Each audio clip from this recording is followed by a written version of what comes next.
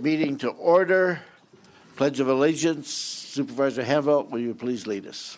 Ladies and gentlemen, we always have to do this. We have to recognize that we live in the greatest country in the world, and it is a privilege to be here, and it's a privilege to lead you in pledging allegiance to our flag and our country.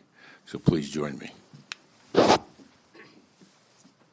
pledge allegiance to the flag of the United States of America and to the republic for which it stands, one nation under God, indivisible, with liberty and justice for all.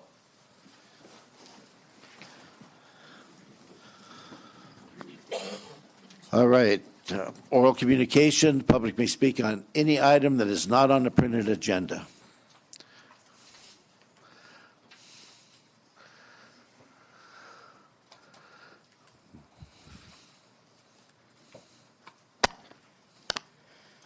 Good morning, Chairman Gray, members of the board. My name is Sarah Garcia. I am the Director of First Five for Tuolumne County. And I'm here this morning to announce that we are opening our applications for our new 4-year grant period for First Five. Our 2 areas of focus for our grants are resilient families and comprehensive health and development, and both specifically are for children ages 0 to 5. We're also accepting letters of interest for 2 positions within our Quality Counts program, which invests about $60,000 a year in Tuolumne County to improve the quality of our early childhood education programs. And the details for all of these grants and available positions are on our website at first5tuolumne.org. Thank you. Do we have a phone number that you'd like to give? Yeah, it's at the Superintendent of Schools office, but my direct phone number is 536-2070. Thank you. All right, thank you. There's also information on the back table, so if anyone's interested. Thank you. Thanks.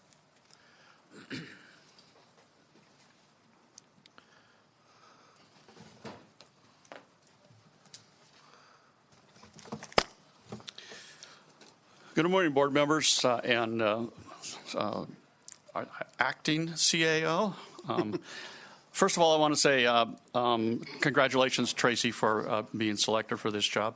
My experience working with Tracy over the last 5 years has been exemplary, a very good experience, and I know that she'll do a good job, and I know that in the years to come, the board will realize that it made the right decision in selecting you. And also want to thank the 2 retiring supervisors.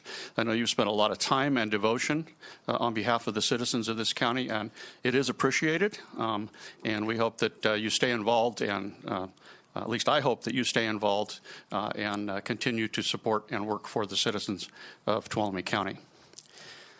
But today I want to talk about fire hazard reduction. I assume you've all read the guest opinion on the Union Democrat published for me around Thanksgiving. If you haven't, let me know and I'll be happy to get you a copy. I'm here to advocate that you adopt a countywide fire hazard abatement ordinance.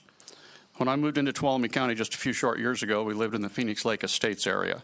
While living there, I had a short conversation with a CAL FIRE officer whom I highly respect, Barry Rudolph. He happens to be in the back of the room. And I didn't know that, Barry, but I asked him his opinion about the risk of the Phoenix Lake area becoming another Oakland Hills fire. And some of you may remember the Oakland Hills fire. It was a couple of decades ago. His response was twofold. First, the local firefighting philosophy of hitting every potential fire very hard from the very beginning. And second, the close geographical proximity of the Columbia Air Attack Base, with its air attack, 2 air tankers, and 1 helicopter. Since that conversation, I've been thinking about the conflagration potential for our county. Excuse me, Larry. I'm going to change the time limit to 3 minutes. We started off with 2, and obviously you're not going to get there. So for the benefit of you and everybody else, we're going to give you another minute, okay? I appreciate that. All right. The aircraft at Columbia are a regional resource not available exclusively to our county. There have been times, and there will be more times, when those aircraft are committed to fires elsewhere and not available to the county. In this case, the risk of conflagration is greatly increased. We, human beings, will never prevent all conflagrations, nor will we control all conflagrations before they cause disastrous damage. However, with prudent policies and actions, we can reduce the possibility of a small or moderately hazardous fire from becoming a conflagration. We've had conflagrations disastrous as long as humans have inhabited the West. Look back to the Malibu fire in Southern California. You can look to the Skinner's Mill fire in Shasta County in the 70s. In my 38 years, I've seen a lot of disastrous fires. In 1964, my oldest brother fought the Tubbs fire in Napa County, almost the identical footprint of the most recent fire that started in Napa and Sonoma counties. With the expanding development into the wildland, which we now lovingly refer to as the WUI, it didn't get reset. I will skip down to really what I want to say. I wrote the editorial, I wrote the guest opinion, thinking that this county might be in the forefront, have an opportunity to be in the forefront in this endeavor of fire prevention. However, doing research, I discovered that Placer County already has a fire hazard abatement ordinance, and Lake County is actually working on one that's modeled after them. Most of us in this room choose to live in the WUI. We chose to live. If we didn't, we all choose to continue to live here. We owe it to ourselves and our neighbors to do something about this. So I have a copy of the, I don't have more time, but I do have a copy of the Placer County ordinance that I would like to distribute to the board just to give you something to take a look at. All right, thank you. And thank you for the extra time. 3 minutes. We give one 3 minutes, we're going to give everybody 3 minutes. We got to give Duke 3 minutes? Except Duke. Duke needs way more than 3 minutes. Actually, I'm coming here today to speak as a private citizen and about two projects that are very near dear to my heart. I passed out, for your benefit, a floor plan of the children's holiday party, which was held back on December 8th at the large building at the fairgrounds, the John Muir building. And what I want to do today is to kind of give you a virtual tour of the party. So I want you to visualize that the stage is up there in the John Muir building, and that's the back of the John Muir building. So I'm going to take you around the John Muir building for the setup for this party. First of all, this party is intended for the needy children of Tuolumne County. We send out the invites to the all of the county schools, the interfaith, all the social service programs, and it's intended for the ages of infant to 8th grade. So, beginning with the doorway right over there, if you orient your maps that you all have, just outside that doorway would sit the bookmobile from the Tuolumne County Library.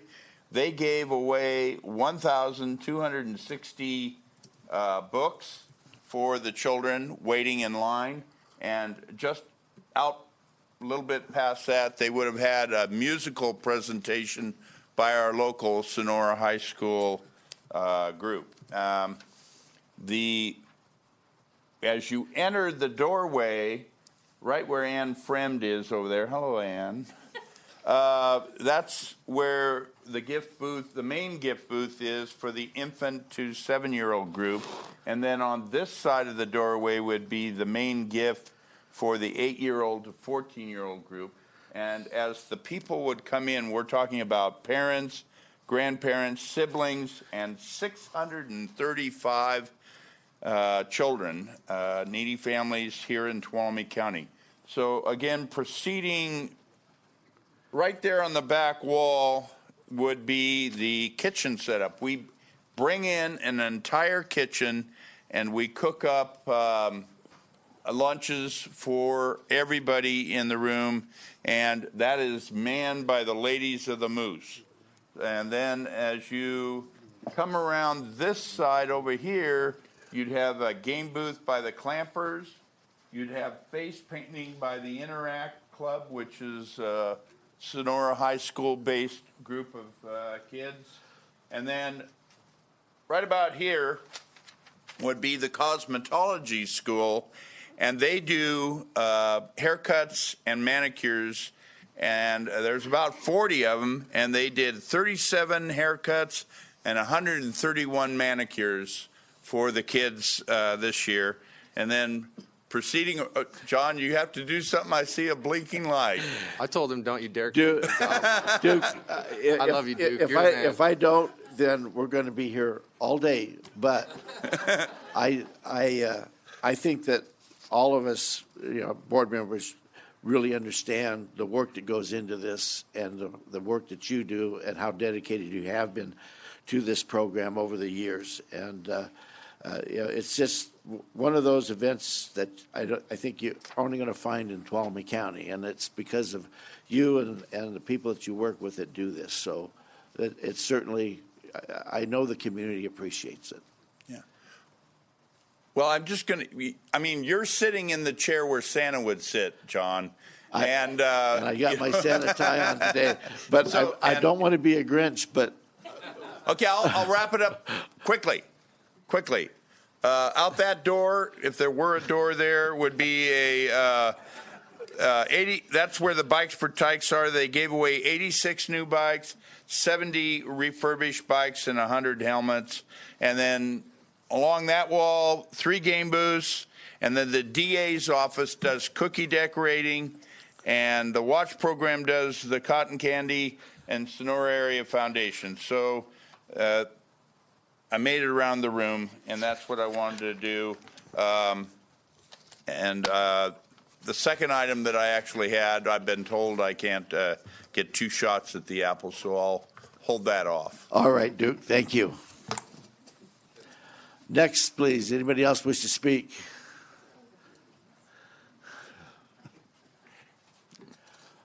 Okay, I see no one wishing to speak on oral communication. So would the clerk please read the consent calendar?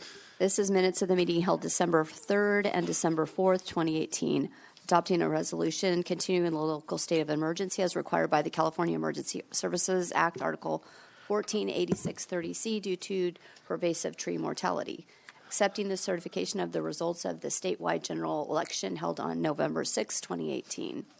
Accepting the clerk of the board annual committee and commissions report, directing the clerk to post notices of vacancy. Approving correspondence to Governor-elect Newsom regarding the State Water Resources Control Board proposed water of the state policy. Approving the funding agreement for the Pacific Forest and Watershed Land Stewardship Council to implement the tax neutrality requirement for the Lyons Reservoir Planning Unit. Approving the reclassification of Jason Terry to the senior administrative analyst and the conversion of one administrative analyst to a senior administrative analyst, as well as all allocated budgetary changes, and that's a 4/5 required. Approving the revised class specification for information technology technician 1-2, network analyst 1-2, information technology service analyst 1-2, library assistant 1-2, behavioral health worker 1-2, and legal assistant work 1-2. Approving the amendment to the cafeteria plans for the Tuolumne County attorneys, Tuolumne County Deputy Sheriff's Association, Tuolumne County Health Care Unit, Tuolumne County Management Association, Tuolumne County Employees OE3 Memorandum of Understanding, and the Executive Confidential Unit Compensation Plan.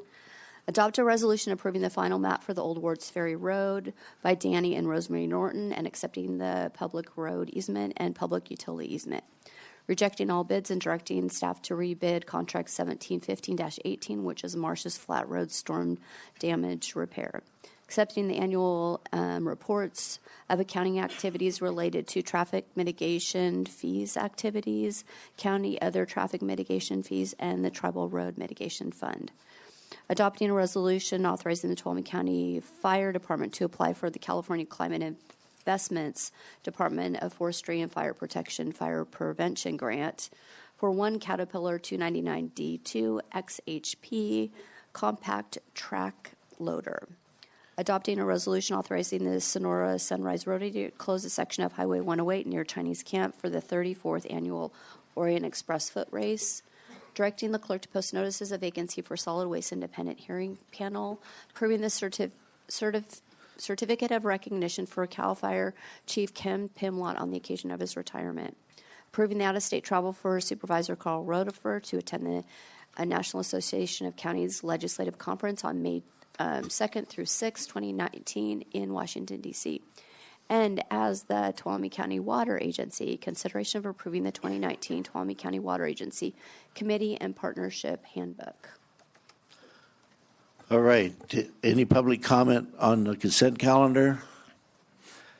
Any board member wish to pull anything off the consent calendar? 18.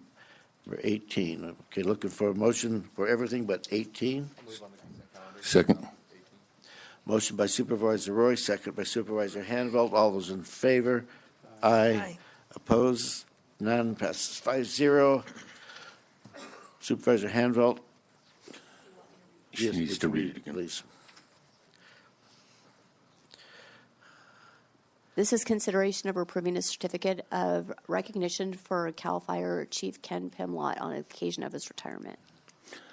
I just thought we ought to pay special attention to the fact that Ken Pimlott, chief of the, I guess we call him chief, he's the director of CAL FIRE, and the amazing things he's done, and it's personal for us here in Tuolumne County, and I think we all need to recognize that.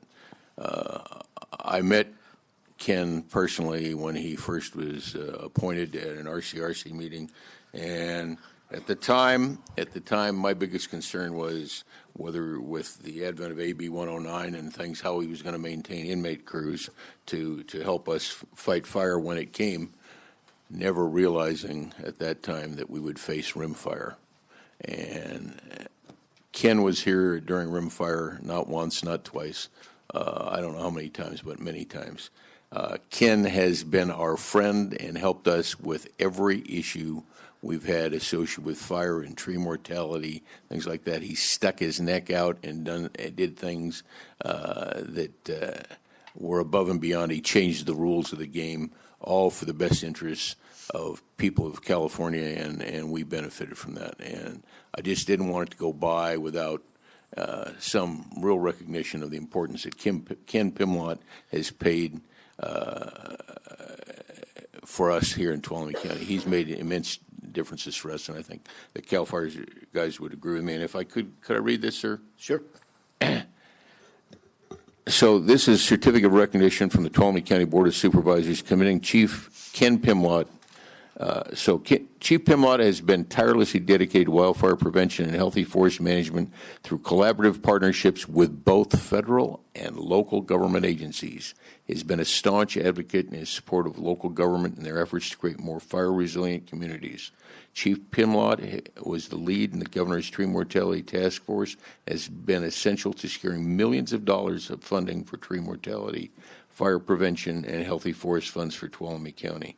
In recognition of an outstanding career spanning over 30 years in which he has been devoted to the safety of his employees and the people of the state of California, and for his steadfast advocacy for fire prevention efforts, Tuolumne County Board of Supervisors extends its heartfelt appreciation to Chief Pimlott and wishes him every happiness and well-being in retirement. And it's signed by the chairman. Mr. Chairman, I'd like to move we approve this certificate, and with your permission, his official retirement ceremony is on January 4th, and I intend to be there and present that on behalf of Tuolumne County. I second that. Okay, motion by Supervisor Hanveld, second by Supervisor Rotifer. Any public comment? All those in favor? Aye. Aye. Opposed? None. Passes 5-0. Thank you for taking that on, Supervisor Hanveld. Oh. 21. This is consideration of adopting a resolution recognizing Dr. Rod Harris for his contribution to the community through the Columbia College Jazz Program for 40 years. I'm going to ask Supervisor Hanveld to read this. Okay. First, I want to say something about Rod. He's here, and our president of the college, Gentinu, I can never pronounce your last name, so you have to excuse me with it. That is here as well, and you know, I first met Rod at Bear Valley Music Festival, and I don't know the date. It was probably late 80s. And this man is amazing in what he has done, what he's accomplished. His dedication and passion to the art form called jazz is unparalleled. We're blessed to have people like him, and we're blessed to have him in our community, and his accomplishments are truly amazing. What he's done is he's influenced a lot of young people in to take up the jazz music and to play, and he's changed our lives by putting that enjoyment in our lives. And so with that, if I could, I would like to read this before we approve it. Yes. Okay, hold on. This takes a while. Okay, resolution of the Board of Supervisors of the County of Tuolumne. Whereas jazz music has been defined as America's classical music and is hailed as one of America's original art forms, with swing big band as the most important enduring African-based technique used in jazz. It is different from other music as defined by Louis Armstrong. If you don't feel it, you'll never know it. And whereas jazz has been a critical part of American culture, extending to Reconstruction after the Civil War, where African Americans began playing brass and wind instruments left over from the Union and Confederate armies. It was born and nurtured in black Christian churches with blues sung in the fields, and extending over a period of 150 years through American society, from the streets of New Orleans to New York, Chicago, and indeed all of America.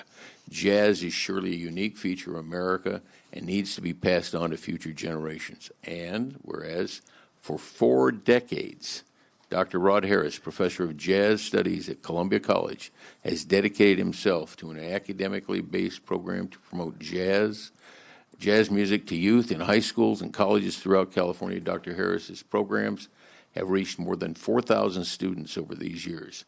And whereas more than 100 of his students have gone on to music performance and teaching careers throughout the nation, and whereas the Columbia College Jazz Program has attracted statewide attention for its excellence with its highly successful annual Columbia College Jazz Festivals that have brought more than 20,000 music students to the college. The festivals have benefited from musicians associated with world-famous Monterey Jazz Festival. The students are provided the opportunity to learn and play with some of America's finest jazz musicians. Whereas the program has attracted top professionals who work with music greats such as Frank Sinatra, Quincy Jones, Count Basie, Woody Herman, plus Johnny Carson's Tonight Show Band.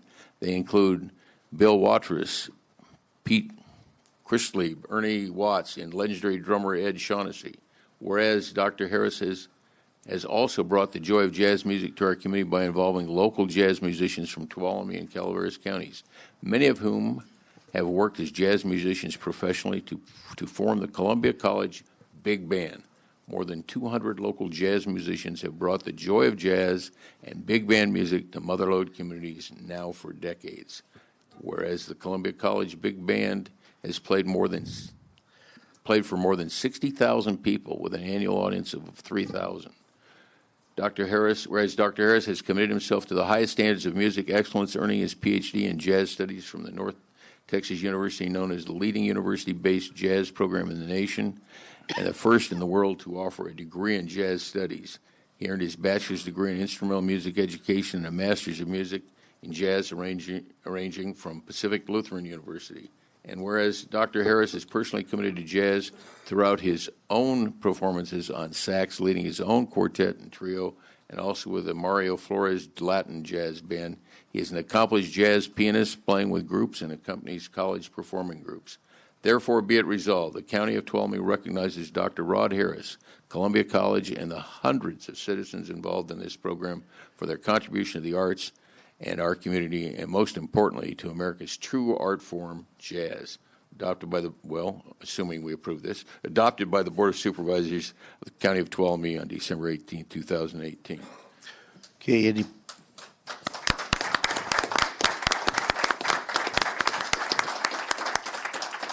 any public comment? All right, yes.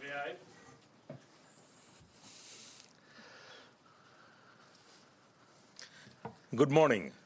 My last name is very simple. It's Dr. B. It's Bandyopadhyay, but I'm not here to talk about my last name. I'm here to talk about Professor Harris. And one word that symbolizes his passion is, what's life without passion? And if you really want to see the passion personified, please attend one of his shows. I was lucky. I was invited by Dr. Harris for the last big band with Barbara Morrison. What an afternoon. I have been in different performances in different parts of the world. I've seen it in Vienna, seen it in London, seen it in Los Angeles. Every performance is embodied by the passion of the performer. Dr. Harris is a shining star. Thank you, Dr. Harris. I really appreciate the county for taking this opportunity to honor him. And if you have not had a chance, please come to our auditorium, Dogwood Pavilion, and witness the show. I can promise you, you would remember that for the rest of your life. Thank you very much. Thank you. Mr. Chairman, I had the great pleasure to attend his most recent the band's most recent performance. It was a Christmas show, and I have to tell you, it was the most enjoyable afternoon that I have spent in a very, very long time. It's a lot of fun, and I'm going to plug you. December 26th, they have a day after Christmas show starting, I believe, at 5 o'clock, and it is at the community college. Unfortunately, I'll be absent because I've got a commitment out of town, but I would encourage every single person, and if I didn't have that commitment, I'd be there to go to that show. It is a great show, and I'm sure you can grab Dr. Harris and find out how to get tickets. But with that, I'd like to move approval of the resolution. Second. Motion by Supervisor Rutherford, second by Supervisor Hanvelt. All those in favor? Aye. Yes.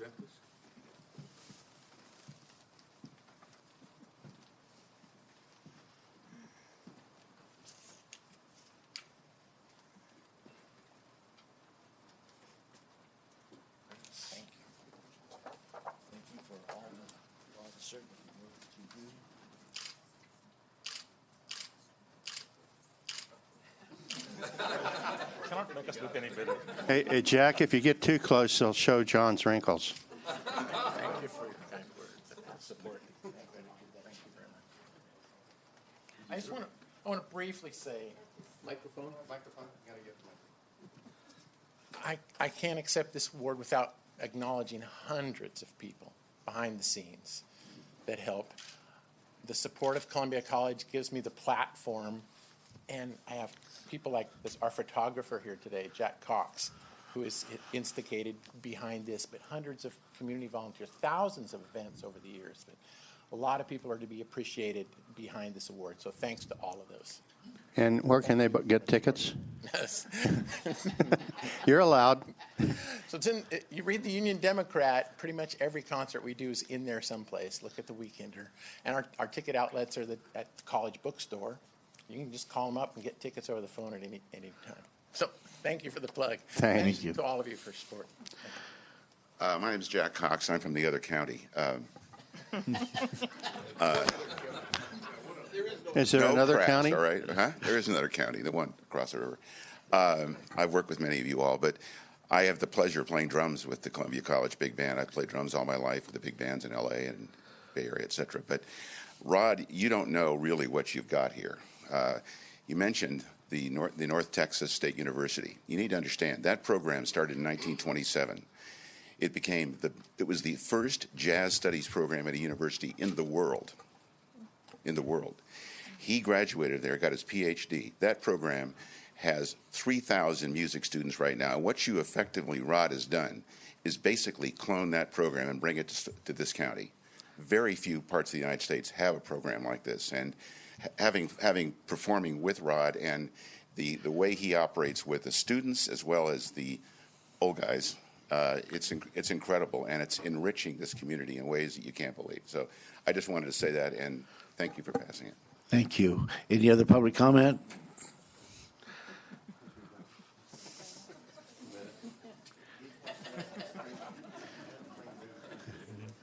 speaking as a proud parent of somebody that was in the band, we loved going to these performances. And my son, Rod, was gracious enough to tell me which instrument he played because I thought he played more than one. But anyhow, he's coming back into the county, and we're going to get him back into that band. Thank you, Duke. Anyone else? All right. So, will the clerk? We're going to have a little change in agenda. Will the clerk please read item 23? Then we'll go back to 22. Sure. It's consideration of approving an employment agreement with Kelly Schroeder, appointing her as the Tuolumne County next Agricultural Commissioner, Sealer of Weights and Measures, Air Pollution Control Officer, and Animal Control Director. Okay, Mr. Chairman, members of the board. Actually, before we do this item, Duke gave me the rest of the chart that he couldn't get into his presentation. Thank you. We have seating arrangements, flower arrangements. I'll read it all, or maybe not. No, it's, with great pleasure I get to do this item today. This is actually my last before the board, and I'm very pleased to have this to be it. As your board knows, we have the upcoming retirement of Gary Stockel, our current Ag Commissioner, Sealer of Weights and Measures, / all those different titles of what he does. Your board allowed us to proceed into recruitment and ultimately to extend a job offer to Kelly Schroeder, who is standing next to me. Kelly's background, you have it, but just to say it again, she holds an Associates of Arts degree in Agribusiness from Modesto Junior College and also a Bachelor of Arts degree in Agribusiness from Cal Poly. And I thought only engineers came out of Cal Poly, but I'm so wrong. Oh, I know. One of the best I know ag better than programs. that, Shelley. That's for you. One of the best ag programs in the state, if not the nation. I know. I just wanted to see what Sherry was going to do when I said that.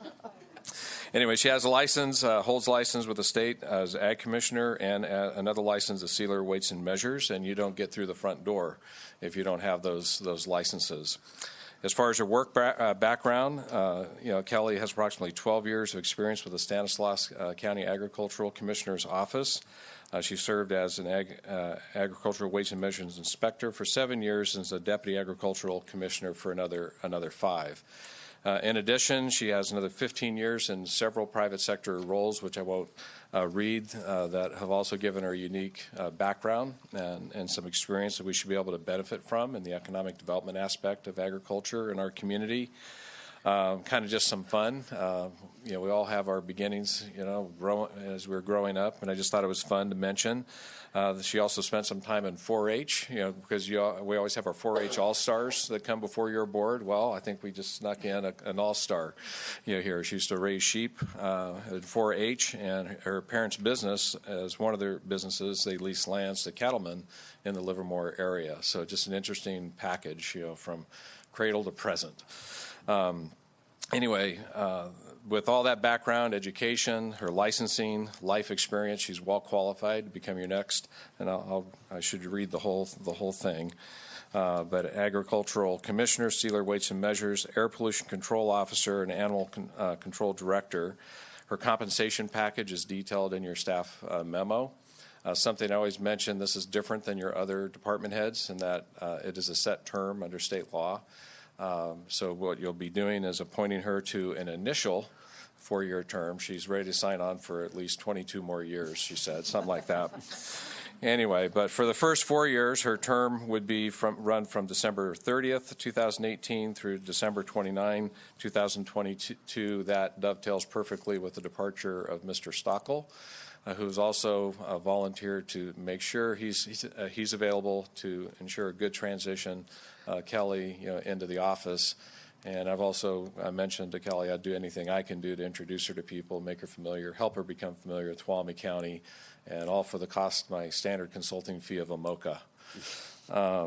So with that, it is recommended that your board approve the employment agreement with Kelly Schroeder, appointing her for a 4-year term for that long title. All right. Any public comment?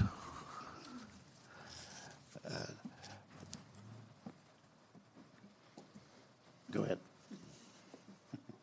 I know that Mr. Pedro is well aware that Cal Poly is the premier agricultural college in the state of California and probably in the western United States, and so that speaks very highly Maybe of in the Kelly's world. education. you There go are there? those in Texas that would debate that, but I would say.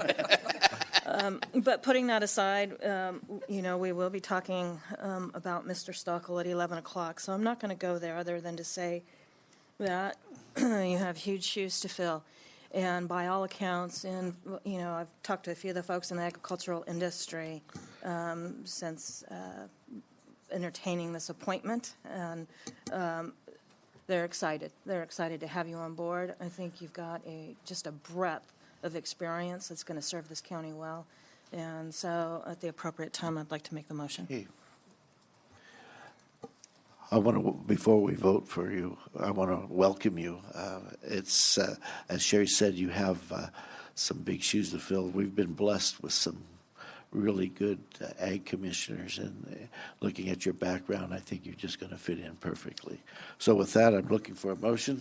So, Yep. Mr. Chair, with great pleasure, I do recommend that we approve the employment agreement with Kelly Schroeder, appointing her to a 4-year term as Tuolumne County's next agricultural commissioner, sealer of weights, measures, air pollution control officer, and animal control director. Second. And we do need to find out an acronym that kind of will And- Look, before I call for the, give me a second, then we'll have more discussion. You're going to second it? I did. Yeah, I will second on behalf of a very anxious Gary Stockel, I think. But no, welcome aboard. You were our choice, and we're looking forward to working with you. Okay, we have a motion and a second. I already asked for public comment. All those in favor? Aye. Opposed? None. Welcome. Thank you. Thank you, Mr. Chairman, members of the board. I would just like to say that I really appreciate this opportunity and being chosen as the next ag commissioner and on and on. I heard the other day they call them dogs. So is that true, Gary? They call them, no? Okay, that's what I was told by the Stanislaus County Commissioner. So, but I would like to let you know that I really appreciate this opportunity, and I look forward to working with all of you and the members of Tuolumne County, employment, the county, and the residents and the industry. And I hope to meet your expectations, and I'll strive to exceed them. So thank you again. Thank you. Did you have anything else, Mr. Pedro? I was just going to applaud. All right.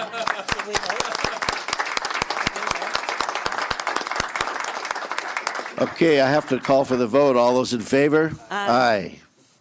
That's official. Okay. Clerk, please read item 22. This is consideration of a request from the City of Sonora to amend the Tuolumne County Economic Development Authority Joint Powers Agreement and shorten the time period required for notification of withdrawal from the JPA from 180 to 90 days and approving direction to staff. All right. County Council, are you going to take this one on? I'm going to start. Okay. Good morning, Board Member Sarah Carrillo, County Council. So your board is aware that the county received a letter and a resolution from the City of Sonora seeking a modification to the Joint Powers Authority formation document regarding notice of unilateral withdrawal regarding the Tuolumne County Economic Development Authority. The formation document requires either party provide notice of withdrawal to the other party at least 180 days in advance of the upcoming fiscal year. Notice is due by December 31st, should either party wish to withdraw for the upcoming fiscal year. The city has requested the county agree to reduce the notice period from 180 days to 90 days, thereby modifying the notice date to April 1st, 2019. The item before you is an opportunity for your board to consider agreeing to the reduced notice period or selecting another option. I will note that in order to agree to the shortened notice period, the JPA document must be amended. That requires another action by your board and the city council. Staff could work with the city staff to draft an amendment that would be placed before your board and the city council at an upcoming board meeting. It would also, again, if this is a selection that you choose, that should not take long to complete. However, your board has several options and factors to consider before you make your decision, and I'm going to turn it over to Tracy Riggs to discuss those.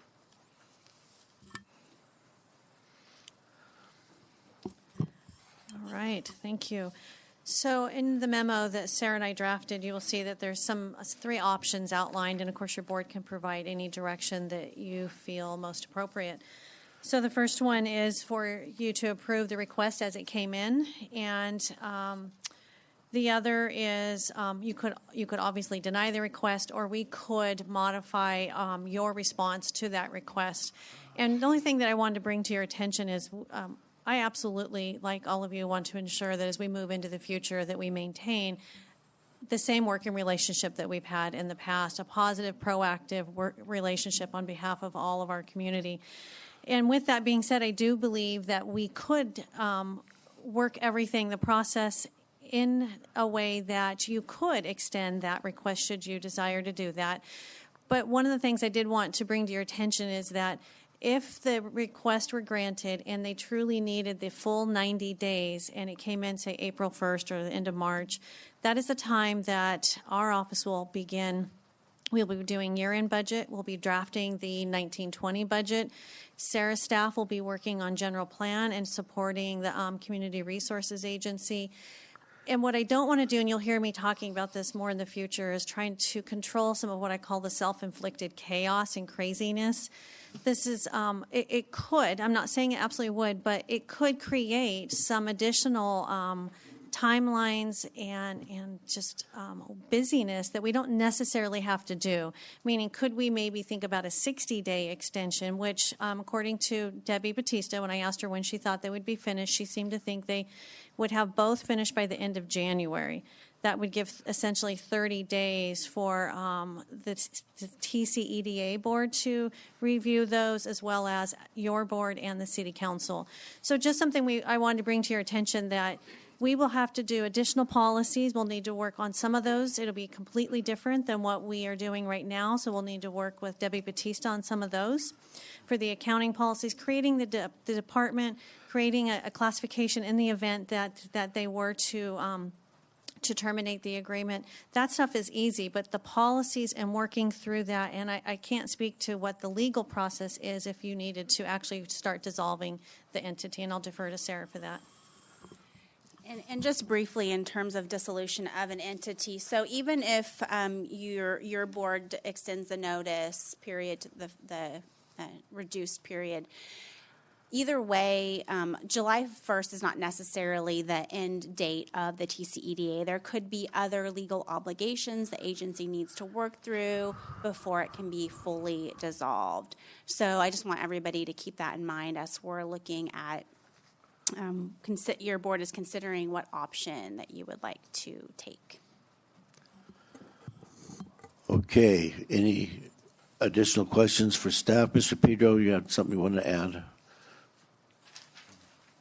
Yeah, Mr. Chairman, members of the board, again, as one of the folks that was, at the beginning of this process, just want to harken back to the dark days when we had no economic development effort going on in this community, and out of that came a collaborative that no one thought was possible, with the city of Sonora, and creating this new JPA that includes a very unique component, which are 3 private sector members of a voting board, not advisory people, but an actual 3 quality folks that can speak into in a very unique way that is not possible in any other setting.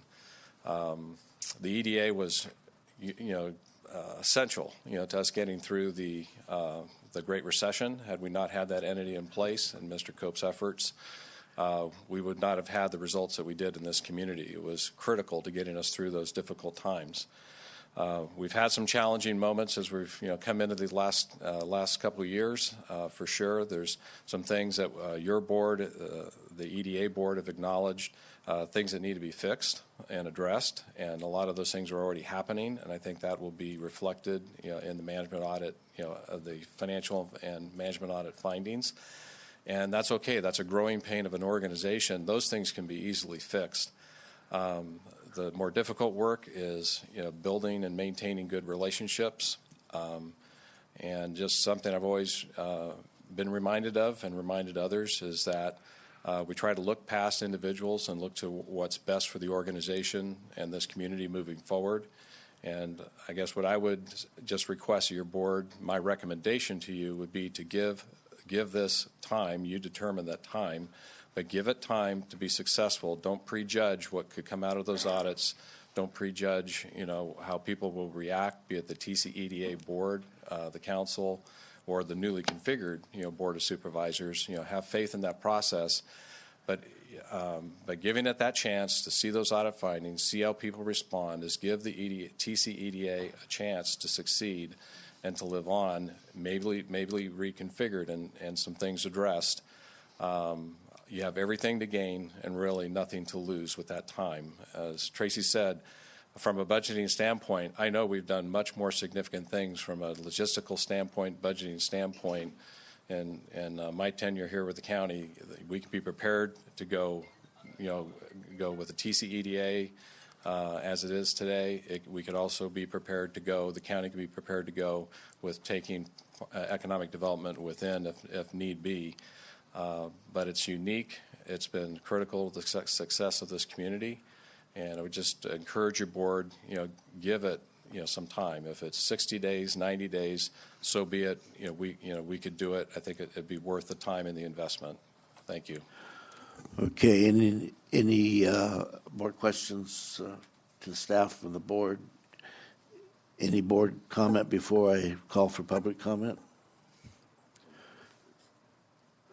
All right. Any public comment?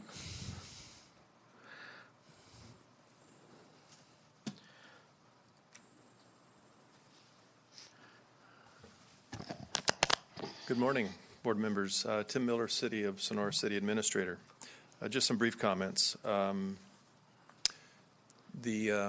we understand what may be required if the city were to withdraw, we're really not here to talk about that today. We're talking about the city having time to work through the process that's underway.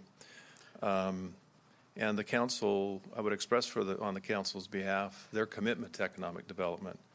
But they do have a concern that the issues that have been raised through the grand jury report and what may come out of the audits have appropriate time for the report to be complete, which we understand to be by the end of January, although the contract actually provides more time than that.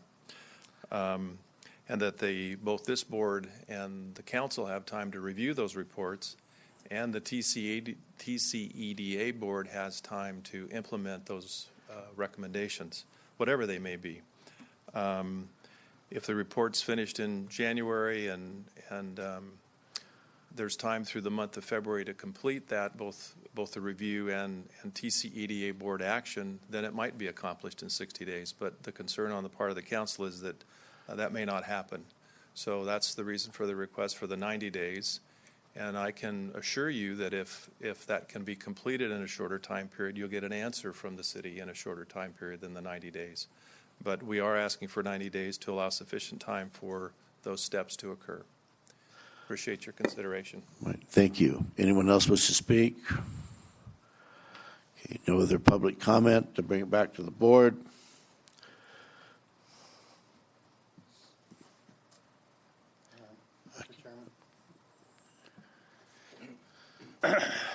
I believe the public, and that's the city's public and the public for the remainder of Tuolumne County. And I'm going to address some things that are on the fringe of what we're talking about today. But I believe that public is sick and tired of self-interested personal attacks on and character assassination of public officials that are either jealous of, have disagreed with, or just don't like some public official. This whole issue should have never been about Larry Cope. Mr. Cope is a public employee. And with one exception to my knowledge, which was a result of a misunderstanding, and to my knowledge has since been corrected, has been doing his job as directed and within the policies, procedures, and parameters set by the Board of Directors of TCEDA.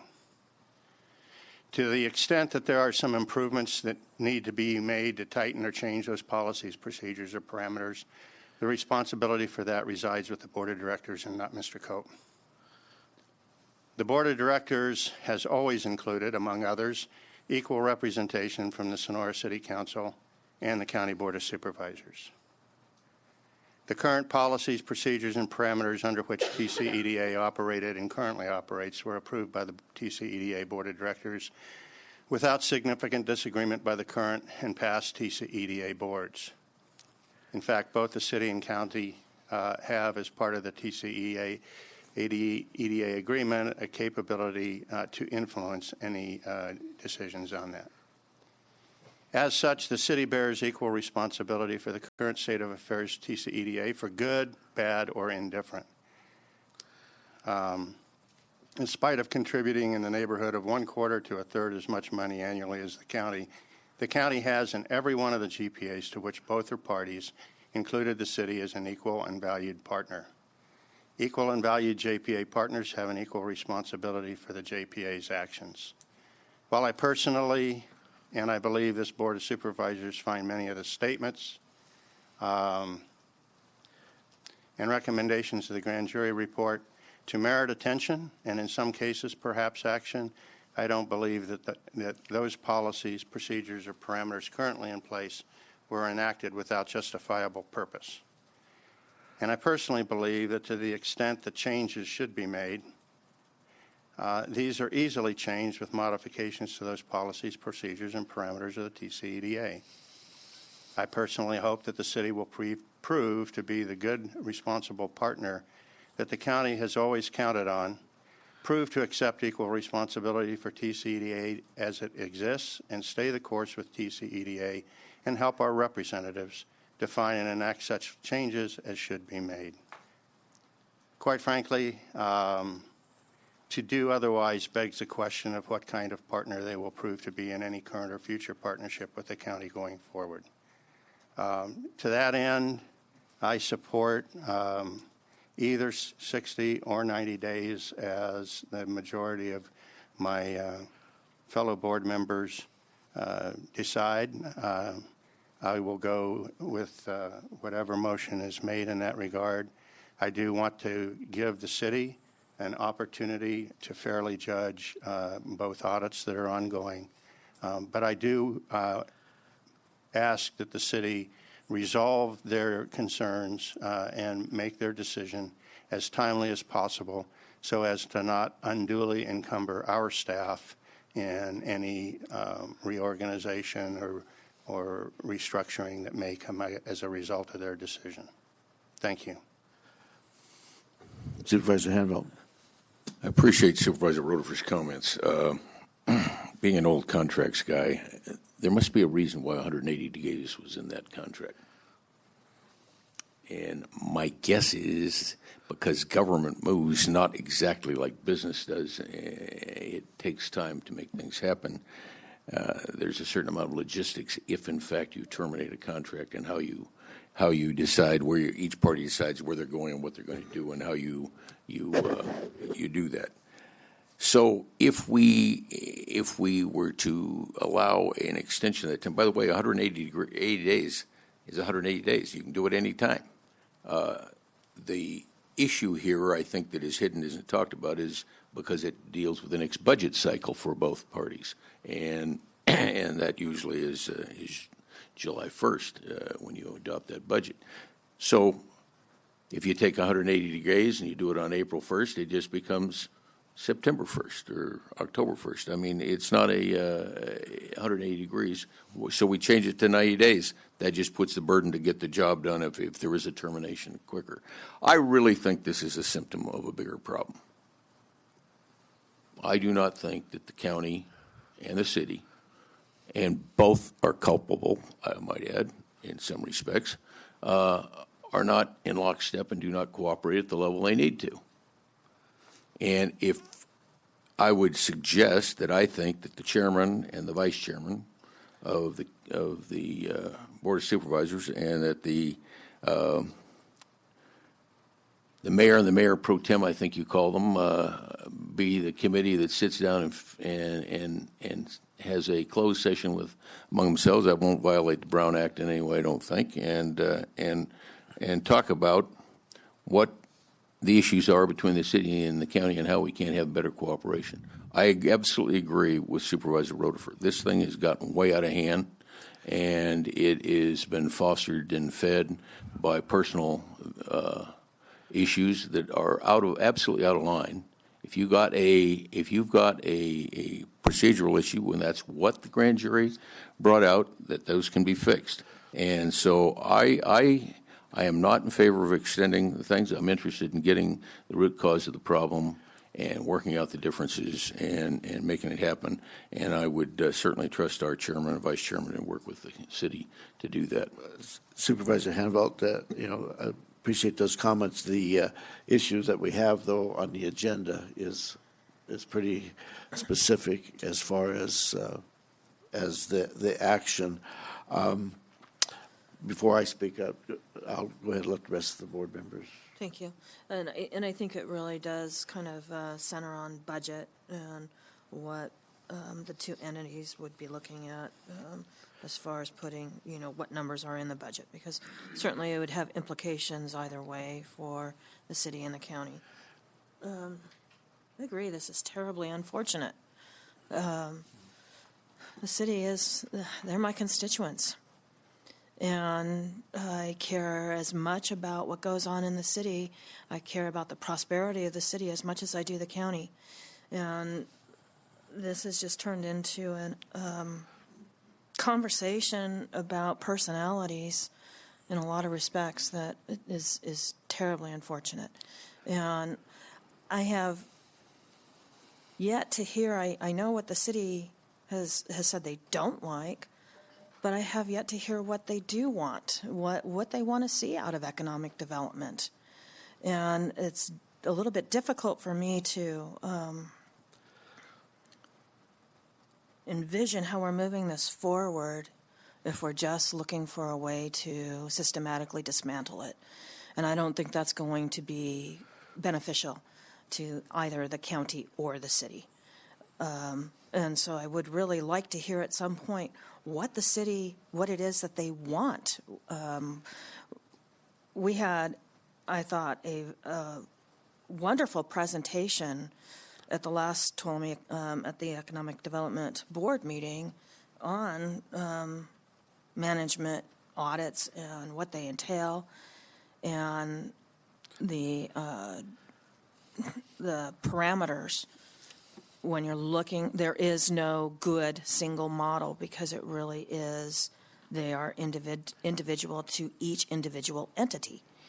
I heard that really clearly in the conversation. But in some of the conversation that followed at the city council meeting, that's not the message that I heard them convey. So I really find myself at odds, because I think that this JPA floats all boats. And so but it takes partners to do that.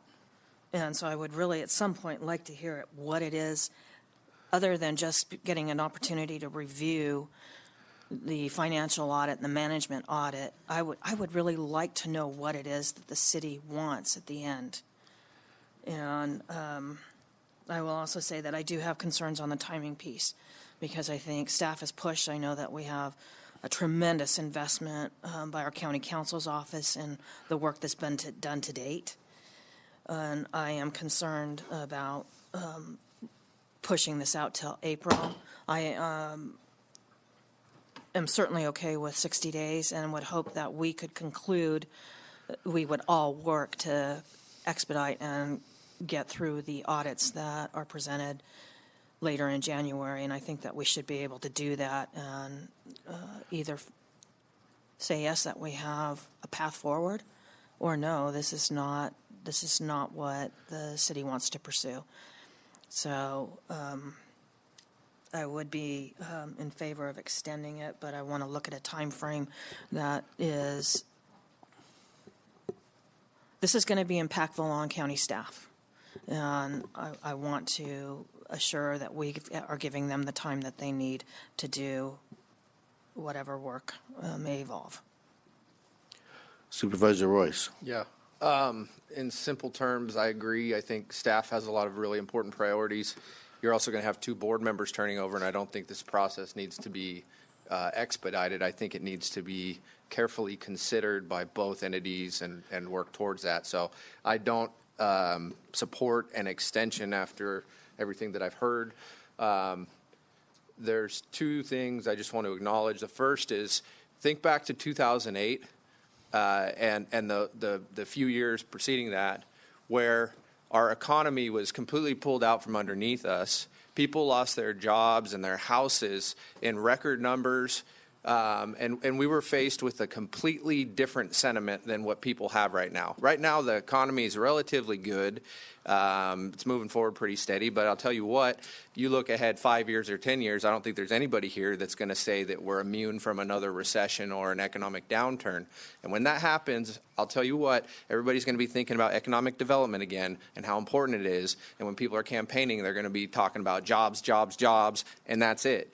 And the Economic Development Authority was put in place with a fantastic effort of cooperation between the city and the county, because there was a mission which we were all sharing at the time, which was to try to create more economic prosperity for the residents of our county. And we live here, people want to live here and support their families and just have a nice life. Real simple. But to do that, you got to be able to go to work every day, and you got to be able to support your family and have a job. And when that doesn't happen, it wrecks people's worlds. And the Economic Development Authority, we've invested in for years now. I don't know how many years it's been, at least probably 8 or so.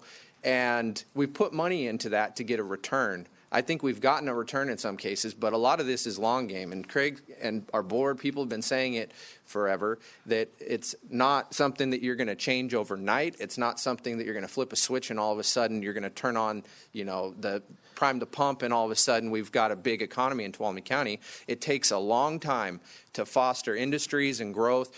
We've got antiquated historic industries from the 1800s, mining and logging, which I love, but we also need to move forward into our future. And we need to evolve to where we're interfacing with areas like the Bay Area and the Valley, and agriculture and technology and tourism. All these things have to be promoted, and it costs money. It doesn't just happen on its own. So anybody that thinks it's going to, you're a fool.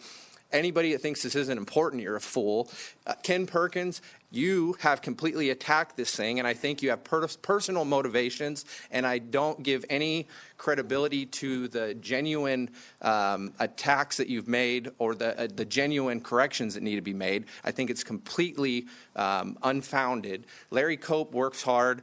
I understand why some people might not like him because he's trying to promote growth and development, but he's doing that because our board is pursuing that as a major priority because it affects people's lives.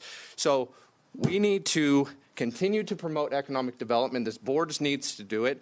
I would love to see the city remain a partner with Tuolumne County. We're partners on the we're partners with the TCTC, a bunch of other things. Across the board, we need to be partners, period. We need to work together. And if we don't, there will be serious consequences for the residents of both the city and the county. And we've already wasted money paying auditors and lawyers. This is bullshit. We are wasting money and time. Right now, we shouldn't even be here talking about this. So I do not support an extension. Anybody that reads about this in the newspaper, learn to read between the lines because it's not all there. And I just want to say it's been an honor being a supervisor. I get to talk about that a little bit later.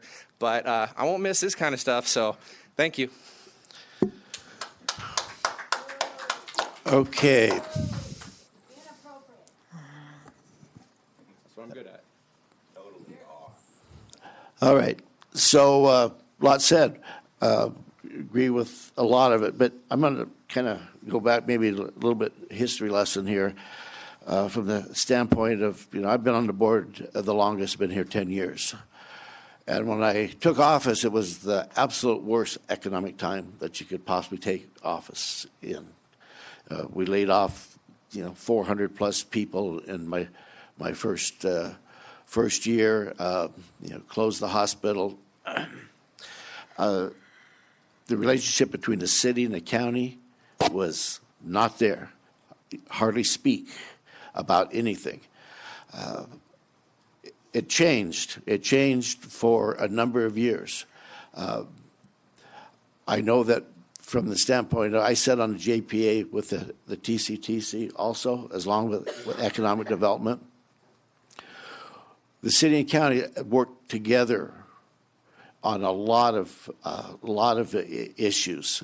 One in particular was the city where the county granted them over $4 million in traffic mitigation fees to improve the Monoway intersection in behalf of economic development because of the hospital being put in there.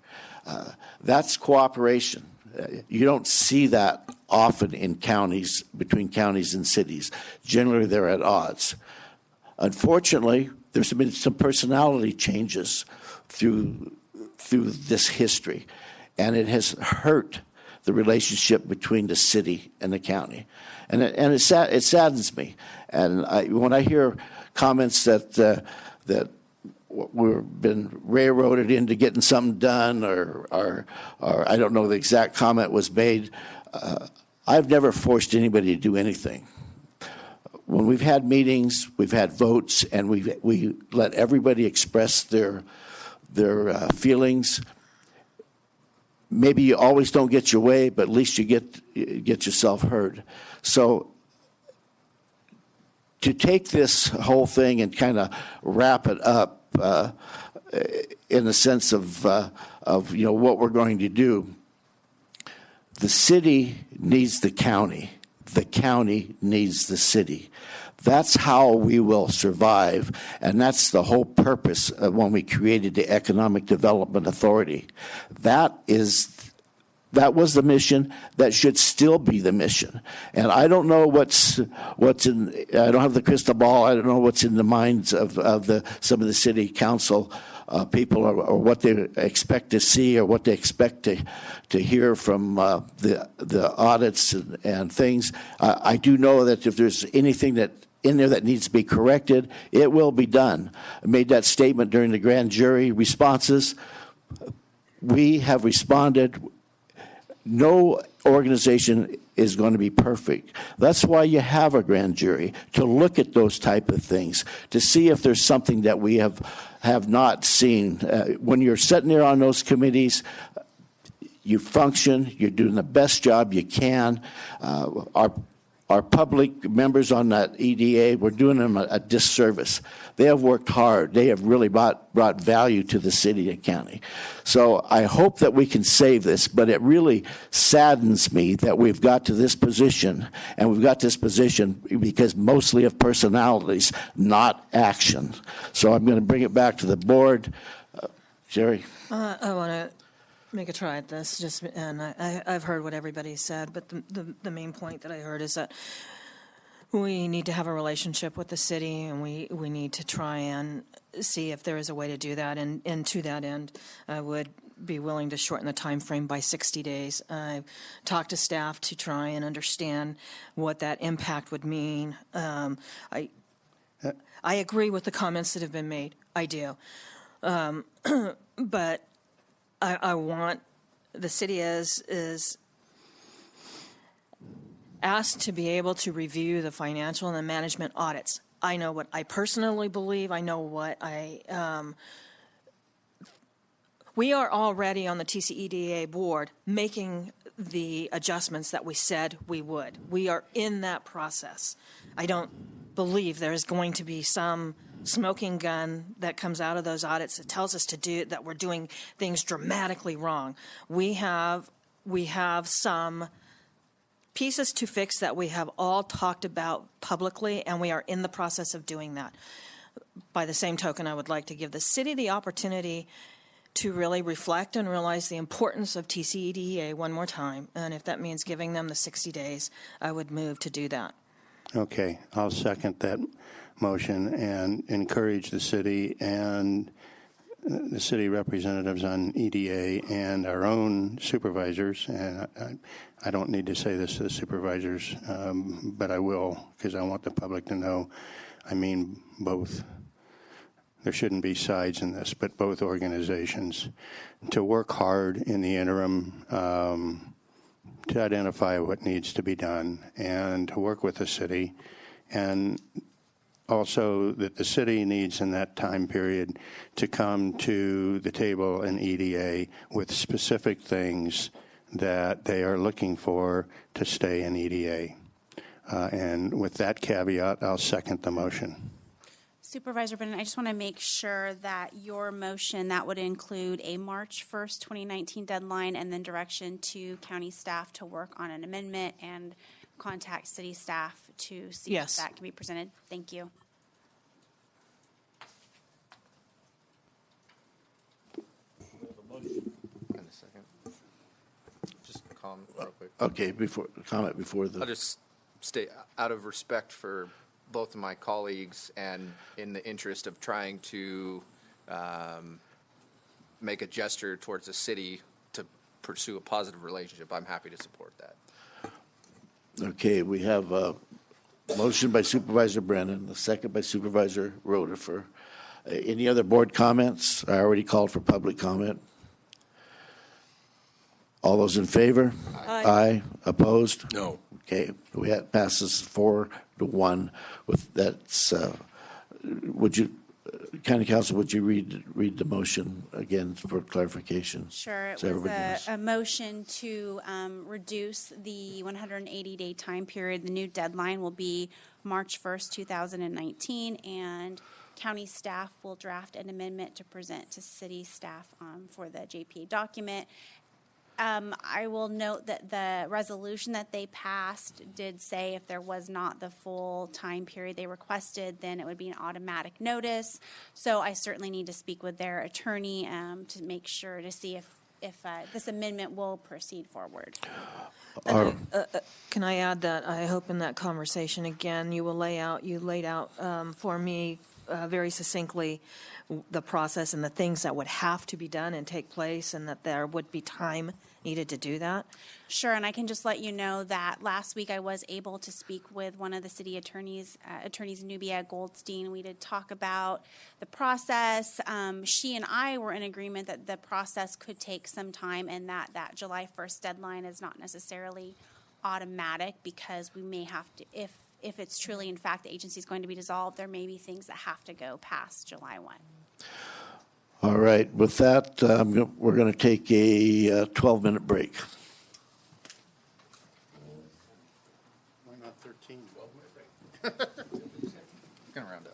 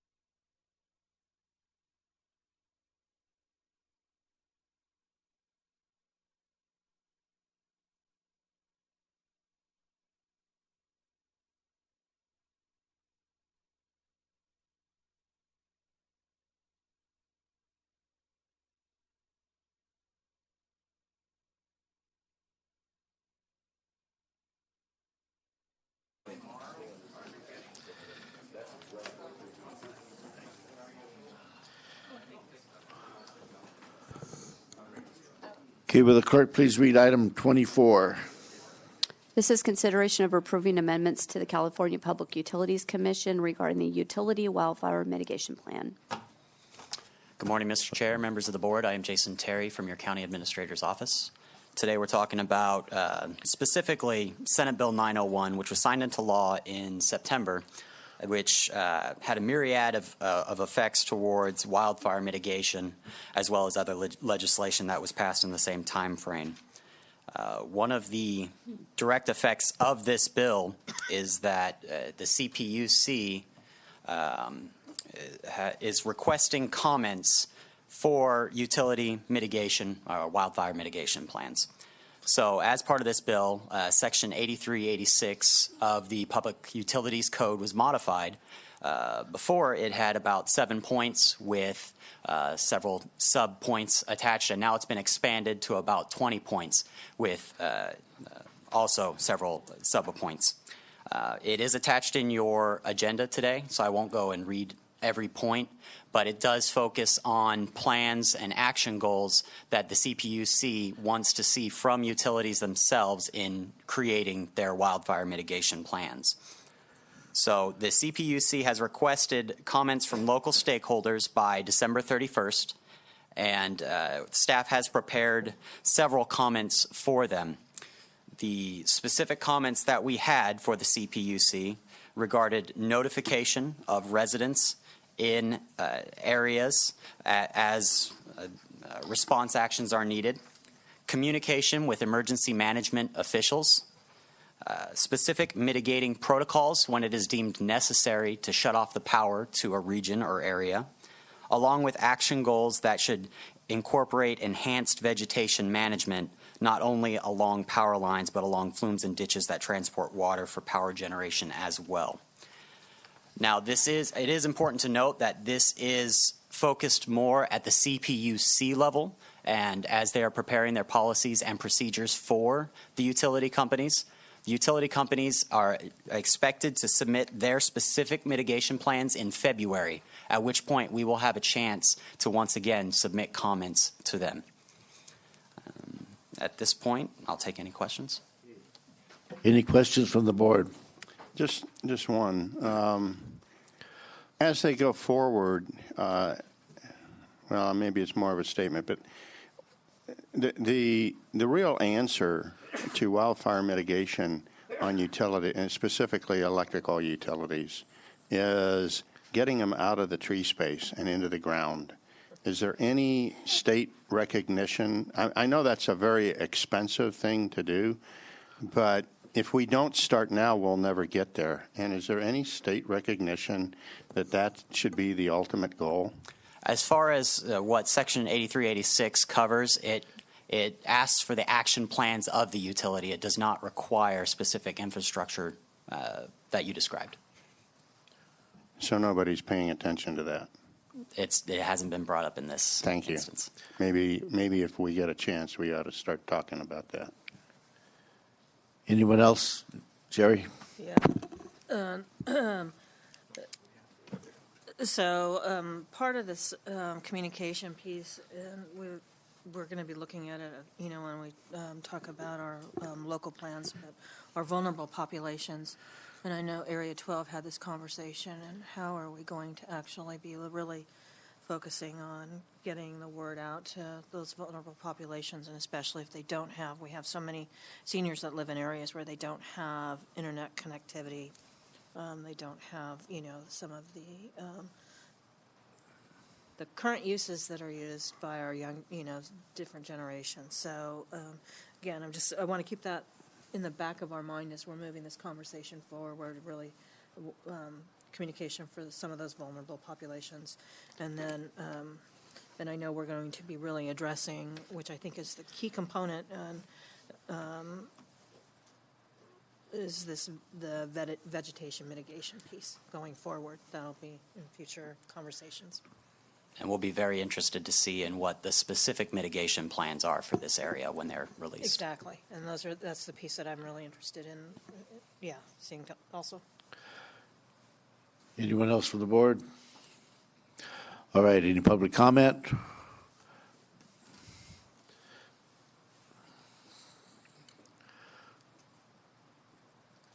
morning, Board. Anaya Kirk. I read through that report, and one thing I would just recommend that we add to it is overloading. Utilities overloading their equipment. The Camp Fire may have been a cause of that. They're under investigation, but I didn't see that verbiage in that report. So CPUC to be looking at utilities to not be overloading their equipment. Okay, I'm not sure if that can be addressed in this particular letter, but it's something that I think, along with what Carl talked about, we need to, when they come up with the final plan, we could probably address that. Does that make sense? Yes. Okay. Anyone else?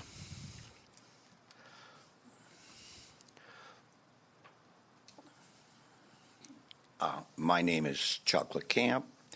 This is just a comment. One of the areas that isn't addressed at all in that document is the role of the Forest Service and general land management, because much of our fire problem, I'm not going anywhere near global warming, has to do with heavy brush that's developed over 50 to 60 years. And if we're really worried about fire control, it's not just on the PUC paths, it's the whole area, things like thinning. And that gets us right back to the federal government and the forestry departments and how they manage the forests around here. If you look at what happened with the last major fire, the private lands were gotten to fairly quickly, the damaged trees were removed, and it was really only through the efforts of the president that the Forest Service had any chance of getting some of the trees off their property. It still took them over a year. Response time and agreement within the communities so that certain groups can't hold everything up, even if it does cost us a couple of beetles, is worth considering. Okay, thank you. Again, on our letter to the Public Utilities Commission, I think it's we're not going to disagree with you. I think we've all preached that, but it's specific to the CPU, so we'll take those comments in consideration. And with that, any other public comment? I'll bring it back to the board. I'll move on staff recommendation. Second. Motion by Supervisor Rutherford, second by Supervisor Brennan. All those in favor? Aye. Passes 5-0. Thank you. Thank you. Thanks. Okay, we're going to do 25. Consideration of adopting a resolution approving the post-retirement employment of Duke York for 108 days from his retirement of December 31st, 2018.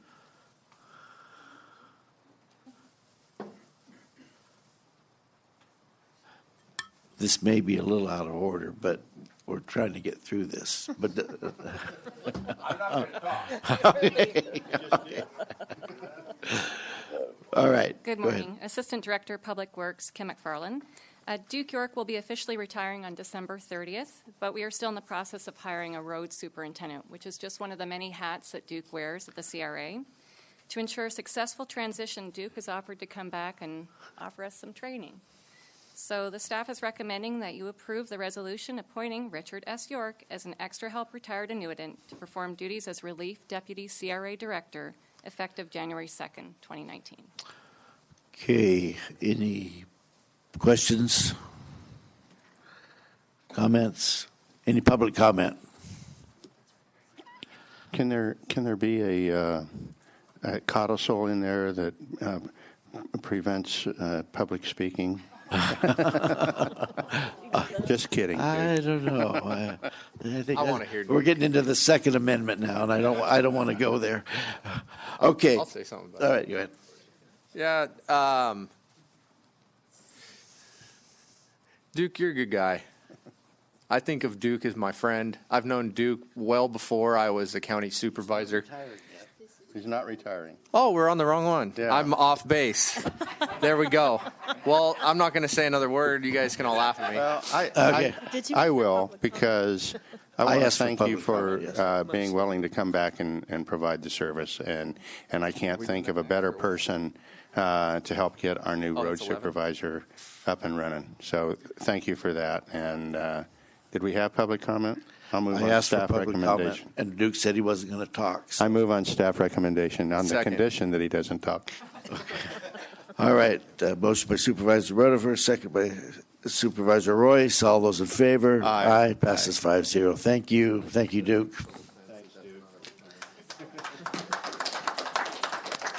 Let's do 27.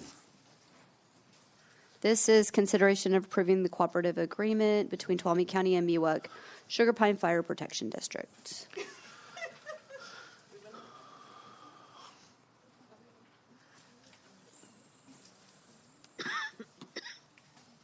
Good morning, Andrew Murphy, Assistant Chief with your Fire Department. And this is Captain James Klin with the Miwok Sugar Pine Fire Protection District.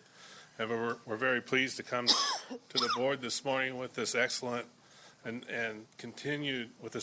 agreement and continued cooperative relationship that we have with our agencies throughout the county, including Miwok Sugar Pine Fire Protection District. So the county has long enjoyed a relationship with Miwok Sugar Pine, and in fact, on September 23rd, 1986, the first formal agreement occurred with the district, between the district and the county. This agreement is particularly important because of its location on the eastern end of the most populated area along Highway 108. In 2013, the agreement was renewed, and just recently, over the last several months, the agencies have been working together for a new and updated agreement. The major components of the agreement are that both parties will continue to respond to calls for fire protection, medical responder, and other incidents within each territorial jurisdiction. The county will continue to provide dispatch services, fire prevention services, and medical first responder supplies at no cost to the district. The county will lease a Type 2 fire engine, four-wheel drive, to the district for $1 per year, and also will provide maintenance of the engine and apparatus assigned at no cost to the district. The restriction to utilize the county fire engine for only county jurisdiction responses has been removed, and the district will insure the engine. Another great example of the cooperative relationship is the dual logo that is in the packet for both the county and the Miwok Sugar Pine Fire Protection District. This term will expire, or this agreement will expire on June 30th and renew annually unless modified. And it's staff's recommendation that the board approve the cooperative agreement between the County of Tuolumne and the Miwok Sugar Pine Fire Protection District. Thank you. Any board question? Comments? Go ahead. I just want to tell you I appreciate you guys bringing this to us, working together to get it here. And in my tenure, from time to time, this comes up. And it was always something we came together on. But it's so important to the residents up the 108 corridor. This station in general responds to a ton of calls, not just within their boundaries with mutual aid, auto aid. They're all over the place, all the way up Pinecrest and above. And so I want to recognize that. I appreciate that. Please pass that on to all your guys and your board and everybody, that everything you guys do, we're grateful for. And Cal Fire, County Fire, everybody else that's a partner, same thing. It takes a team around here.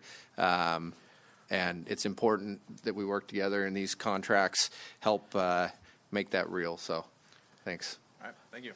It's the partnerships that are important, and this has been a good one. So moved. Okay. Motion by any public comment? Seeing none. Motion by Supervisor Royce, second by Supervisor Hanvelt. All those in favor? Aye. Aye. Thank you. All right, thanks, guys.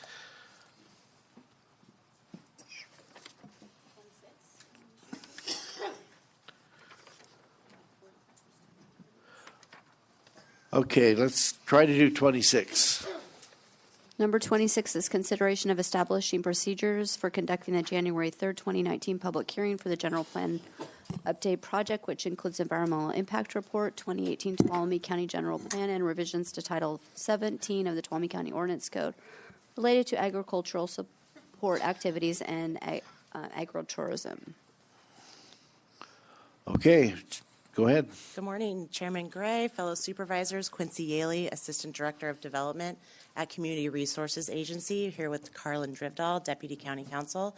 As you know, a special meeting has been scheduled on January 3rd, 2019 to consider the approval of the General Plan Update Project. And this project is going to the Tuolumne County Planning Commission tomorrow at 4 p.m. here in the board chambers. And several weeks ago, the Planning Commission adopted a special set of procedures for that meeting. And these procedures are now being presented for your consideration for adoption for the January 3rd, 2019 meeting. In addition to starting at 4 p.m., several other changes are being proposed for that meeting, including a 3-minute time limit for the public comment portion of the meeting. That will also, is being proposed, is that comments are not taken as in our standard format of favor, opposed, neutral, rebuttal, and surrebuttal, that we just have one general plan comment period, whether the speaker is for or against the project. And again, that would be limited to 3 minutes. Supervisors may ask questions, and if they are asked of the speaker, that the time limit of 3 minutes may be exceeded if questions are asked of the speaker. And in accordance with your standard procedures, upon completion of the public comment portion of the hearing will be closed and the board will begin deliberations, and supervisors may ask questions or request additional information from the audience or staff at that point. Just several other reminders for yourselves and the public that speakers are not required to provide their name. They must address questions to the board and not to staff. And any materials that are submitted during the board meeting become a part of the public record, and a copy must be submitted to the board clerk. We are here to answer any questions you may have about the procedures for that day, but it's our recommendation that you adopt the procedures described in your board memo for the public hearing for the general plan update project. Any questions from the board on the procedures? Any public comment on the procedures? Making it really easy. Bring it back to the board. I'll move to approve. Second. Motion by Supervisor Rotifer, second by Supervisor Royce. All those in favor? Aye. Opposed? None. Passes 5-0. Thank you. 28. Consideration of approving appointments to the California State Association of Counties Board of Directors for the 2018-19 year. Supervisor Gray. Yes. I asked that this agenda item be put on the calendar today because I had dinner. I sat between the incoming president of CSAC and the new executive director for CSAC at the board dinner, and was informed that CSAC has recently changed their policy on alternates. And they are allowing now that the entire board, other than the appointed member, can serve as alternates. That gives more flexibility for all boards in the state to ensure that they have a representative, an authorized representative that can vote at board meetings. And so because of that new revelation, I asked that this be put on the calendar.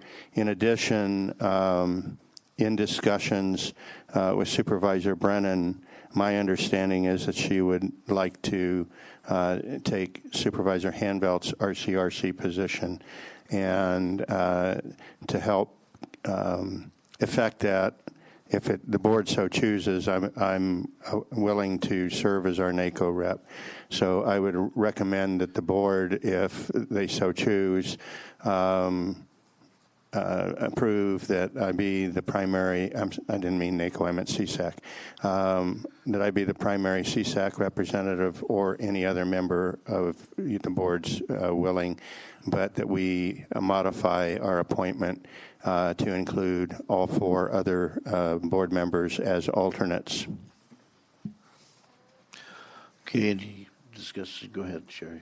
Yeah, so just again, for some historical perspective, when CSAC changed their bylaws, I believe it was 3 years ago, they were advised to have 1 representative and 1 alternate. And because this was difficult for a number of counties, especially the rural counties, I'm glad to see that they found a pathway to amend that so that the entire board could, again, be listed as alternates. That's important because it's really important that we have the full slate so that we have attendance at these meetings. And oftentimes there's conflicts between schedules.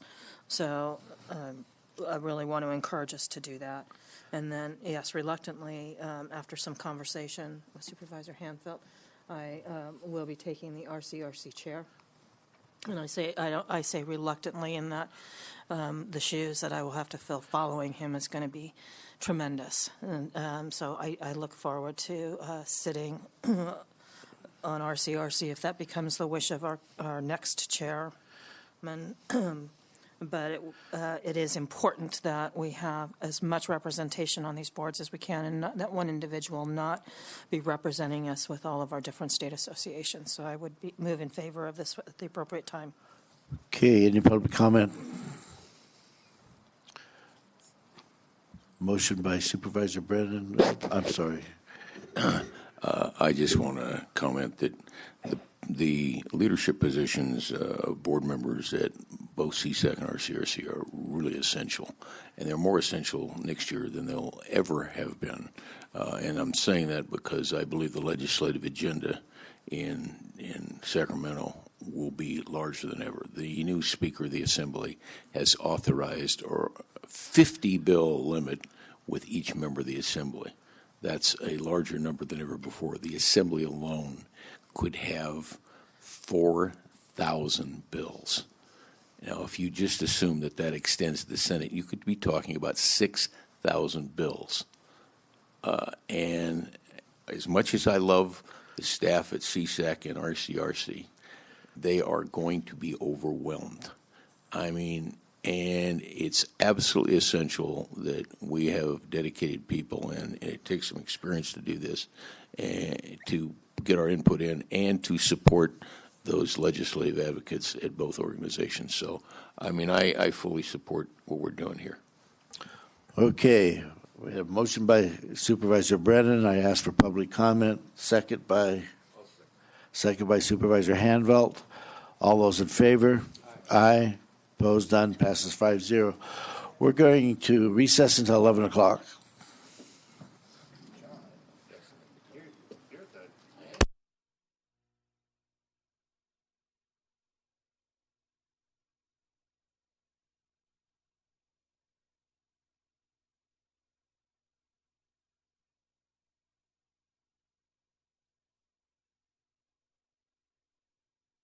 Meeting back to order. Will the clerk please read our first 11 o'clock appointment? This is consideration of adopting a resolution recognizing Gary Stockel on the occasion of his retirement from the position of Tuolumne County Agricultural Commissioner, Sealer of Weights and Measures, Air Pollution Control Officer, and Animal Control Director. Okay, so what I'm going to do here, I'm going to sit up here, I'm going to read these resolutions and see if I can get the board to approve them, and then I'll go down and present them.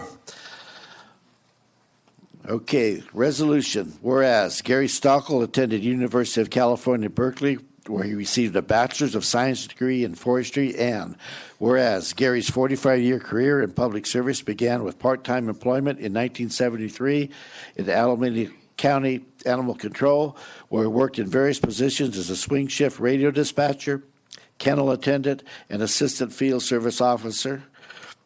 One, and included a stint of full-time employment as a field service officer, one in 1981. And whereas in 1978, 79, 80, 81, and 82, Gary worked as a seasonal forestry technician for the USDA Forest Service, including multiple forests, Boise National Forest, Loman Ranger District in Idaho, and Stanislaus National Forest, California Ranger District, and California. And whereas Gary began his 36-plus year professional career in the Agricultural Commissioner, Sealer of Weights and Measures Systems, and agricultural biologist in Alameda County from October 1982 to December 1989. And whereas Gary began his career with San Joaquin County from January 1990 to December 2014 and held the following positions: Senior Agriculture Biologist, 1990-1995, Deputy Agricultural Commissioner, 1995-2008, and Assistant Agricultural Commissioner from 2008-2014. And whereas in December 2014, the County of Tuolumne was fortunate when Gary accepted the position of Tuolumne County Agriculture Commissioner, Sealer of Weights and Measures, Air Pollution Control Officer, Animal Control Director, and whereas Gary holds the longest title for any Tuolumne County position. You need a drink of water after that one. And whereas Gary has been supported throughout his career by his amazing wife Peggy and their two children Maggie and Eric, therefore be it resolved that the Tuolumne County Board of Supervisors expresses its gratitude to Gary Stockel for his dedication to providing a better community for the residents of Tuolumne County. Furthermore, the Board of Supervisors wishes Mr. Stockel a joyful retirement, knowing he gave his best during his part-time local government employment, seasonal federal government employment, and 36-plus years professional local government career. And now I'm going to ask for the board to adopt this resolution. Then I'll ask for public comment, but I'll come down and present it. Can we make comments? If you want. Well, I do want, because Gary Stockel came in and he took over for Vicki Helmar, and I thought Vicki was astounding in that she juggled all these things. And by the way, anybody who doesn't understand this, which is everybody in the room, this guy's qualifications are amazing. The kinds of things that he has to do to just be able to say, yeah, I'd like that job, is just a big laundry list of things, and he's got a staff that is incredible in what they do. I can't say enough about what Gary's done. He shows up at meetings off hours. He goes to Farm Bureau. He's involved in all these things, and his staff makes the board look good. Because Miss Sherry Brennan, you are going to be on the Mountain County's Air Pollution Control District, and you're going to depend on his staff. Well, now Kelly's going to be Kelly's staff to support you, and it's just amazing. I can't say enough about what Gary has done and done for all of us. And he goes unsung by the public because you just don't know what's happening. You expect it to happen. Thank you, Gary Stockel. Sherry? Yeah, I wanted to go before Supervisor Hanfield. I wasn't fast enough. You should have grabbed my arm. I should have, at least given you a good poke, because he really said it. And he goes unsung by the majority of the public, but we have a constituency in the ag community that's very aware of Gary Stockel, because they could pick up the phone, they could call him, and they could get answers, and they could find solutions to any of the issues that they had going. And so while he was quietly working on behalf of all of the public, and not just the public that lives here, but many of the visitors that come to our county were dependent on, when we look at the air quality piece and what we had going on with these fires and what it meant for not just the residents of the county, but visitors to the county. Gary was out there getting the data, and he just was quietly working on what it would mean for Tuolumne County and what we had to implement, what we had to do for the health of both our local citizens and those visiting the county. But what he did for the ag community is really, boy, we had it with Vicki Hilmar, and I really believed that we're not going to find somebody that's going to fill those shoes. It's just not going to happen. And so what am I willing to give up so that we can get the job done? And to my surprise, we got Gary, and he filled those shoes. He did everything. He was present with all of the partners. That's the Forest Service partners, all of our other government partners, and he just made things happen. And so, Gary, on behalf of all of the constituents out there, thank you for your work, and I'm just I'm so very pleased to have known you. Carl. Yeah, we talk about the man of 1,000 job titles. It's actually 4, but for people that can't get their hands around that. That's the equivalent of getting a postgraduate degree in 4 majors. Okay, I mean, it really is that hard. Now, you work up through it 1 major at a time, but that's a lifelong journey, and thankfully, the journey for Gary, the professional journey for Gary, ended in Tuolumne County. We are so fortunate that happened, and so, Gary, I just, the best thing I can say about you is there was never well, I won't say never, but very little and pretty much low-level bad news that came out of anything that you were running, and it wasn't you that caused the bad news. It was you that found it, which is good for our county. And so, again, you came in with impossible shoes to fill, and somehow you found a way to do that, and a little bit more, I think. As bad as I felt for you when we hired you, I'm feeling a little bad for your successor right now. But I know, having interviewed her, she's going to do a great job too. But that is such a tough job. I can't put into words. I wouldn't want it.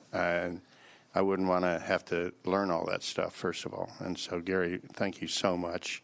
And Godspeed and best wishes to you and your family. And thank you for being willing to help with the transition. Okay, that's really important. And it's a mark of your professionalism that you're willing to do that. But don't forget to have a lot of fun in retirement. Supervisor Royce. Sure. I just want to congratulate Gary on his retirement. I agree with everything the board said. If you don't know Gary, Gary is one of the easiest guys to get along with. He's an easy guy to rely on and an easy guy to trust. And I got to tell you, one of the most important things that this board does is appoint department heads and hire people.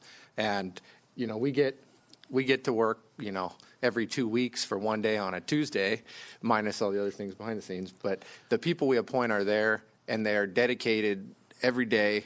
They respond to things like fires and disasters, deal with situations and issues like marijuana policy. And Gary, you've been great to be around. So thank you for everything you've done for our county. Ms. Riggs.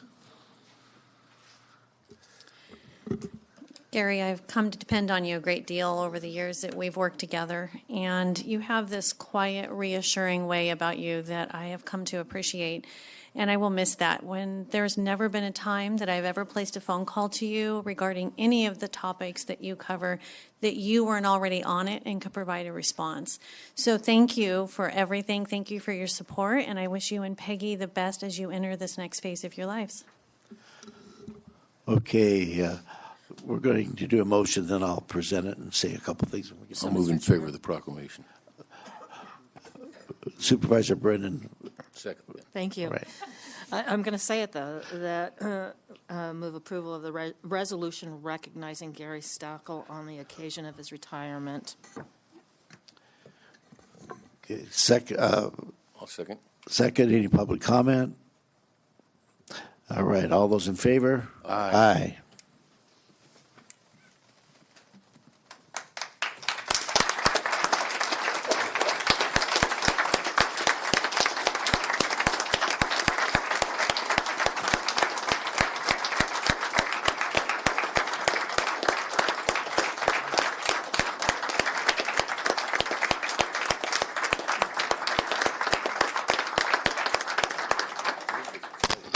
Okay, so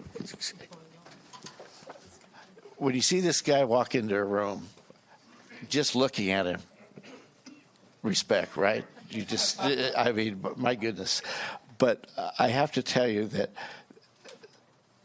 working with Gary, being around Gary, there's just a calmness there that you see. No matter how big the problem is, he's not excited about it. I'm sure he is internally, but he certainly doesn't project that. And that's something that you really appreciate as a Board of Supervisors, having somebody that's working out there that is calm, collected, is going to get the job done. So, Gary, thank you so much, and enjoy your retirement. Thank you, John.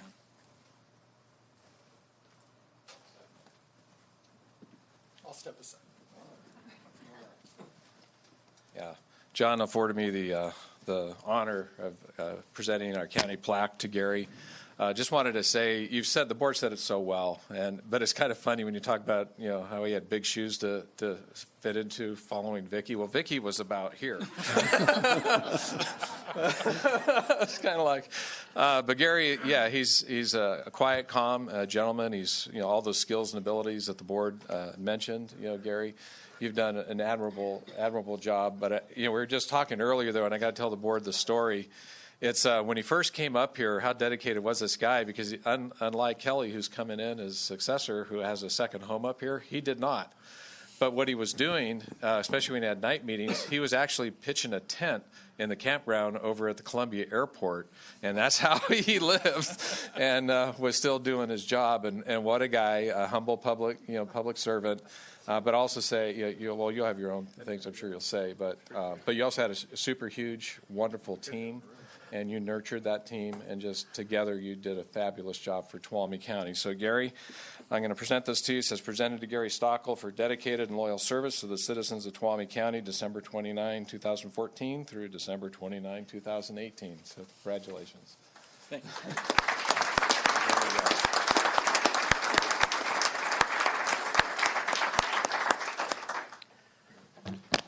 Well, I guess it's my turn to say a few words, and they'll just be few because I know Doug is that Duke is going after me, and he needs all the time he can have to say everything that he needs to say. But I want to thank the board for allowing me to complete my career here in Tuolumne County. It's been a great run. I can't believe how quickly 4 years went by. And it was such a super opportunity to come here to serve the board, to help them with their direction, and also to serve the public here in the community in the 4 hats that I wore. And I don't know how many times that those specific positions have been said today as we have welcomed my successor, Kelly Schroeder, in, and then we're seeing my passing through. I had no clue that when I started working for Alameda County Animal Control Services that I would ever end up being the director of animal control anywhere. But it was a great run to actually complete all the way to the top of that position. And I have to say that my staff throughout in all of the divisions has been fantastic. And my successes are due to their successes.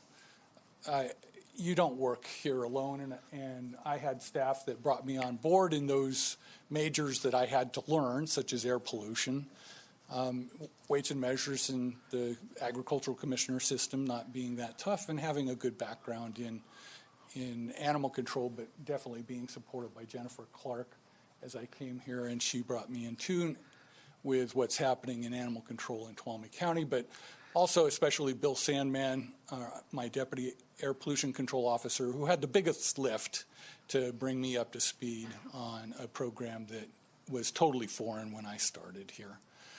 I can't say enough about my family and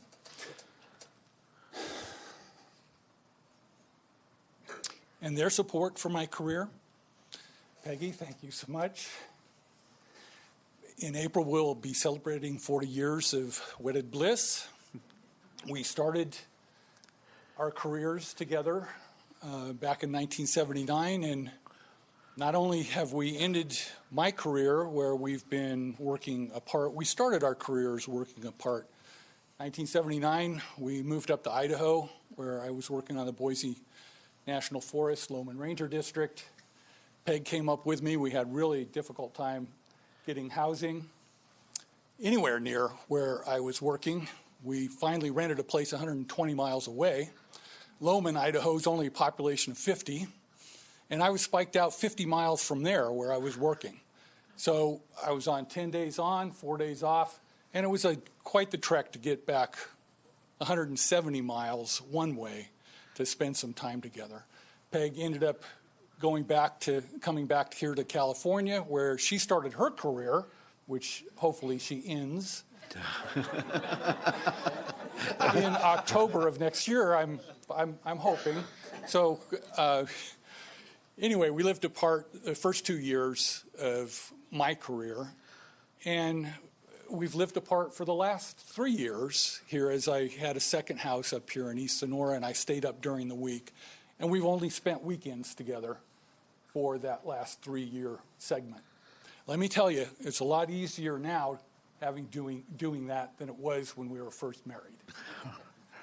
So thank you so much to Peggy, and I can't say enough about the opportunity I've been given to work here, and also to rediscover the Stockel history of my family, which originally settled in Tuolumne County in the mid-1850s and ended up operating the Crimea House down at J59 in Red Hills for 5 decades, which is a freight stop for stagecoaches and all the freight moving into the southern mines in Yosemite National Park.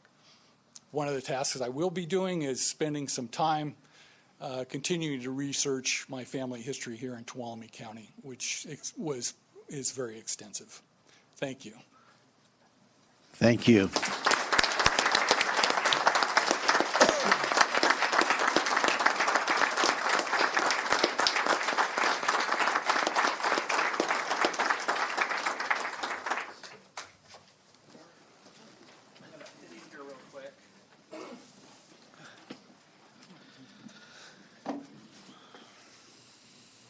Dana Jorgensen with Senator Andreas Borges and Assemblyman Frank Bigelow.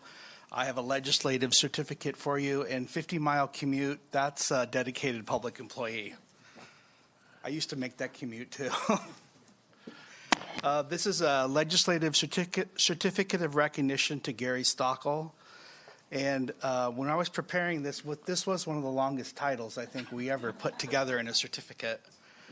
Congratulations on your retirement after 4 years as the Tuolumne County Agricultural Commissioner, Director of Weights and Measures, Animal Control, and Air Pollution Control. Please accept our best wishes for a well-deserved and enjoyable retirement. It's dated, was dated a little while ago, and there were some legal reasons for that. But this is the actual last Berryhill and Bigelow resolutions. We're getting new ones, so these are the last ones. Thank you.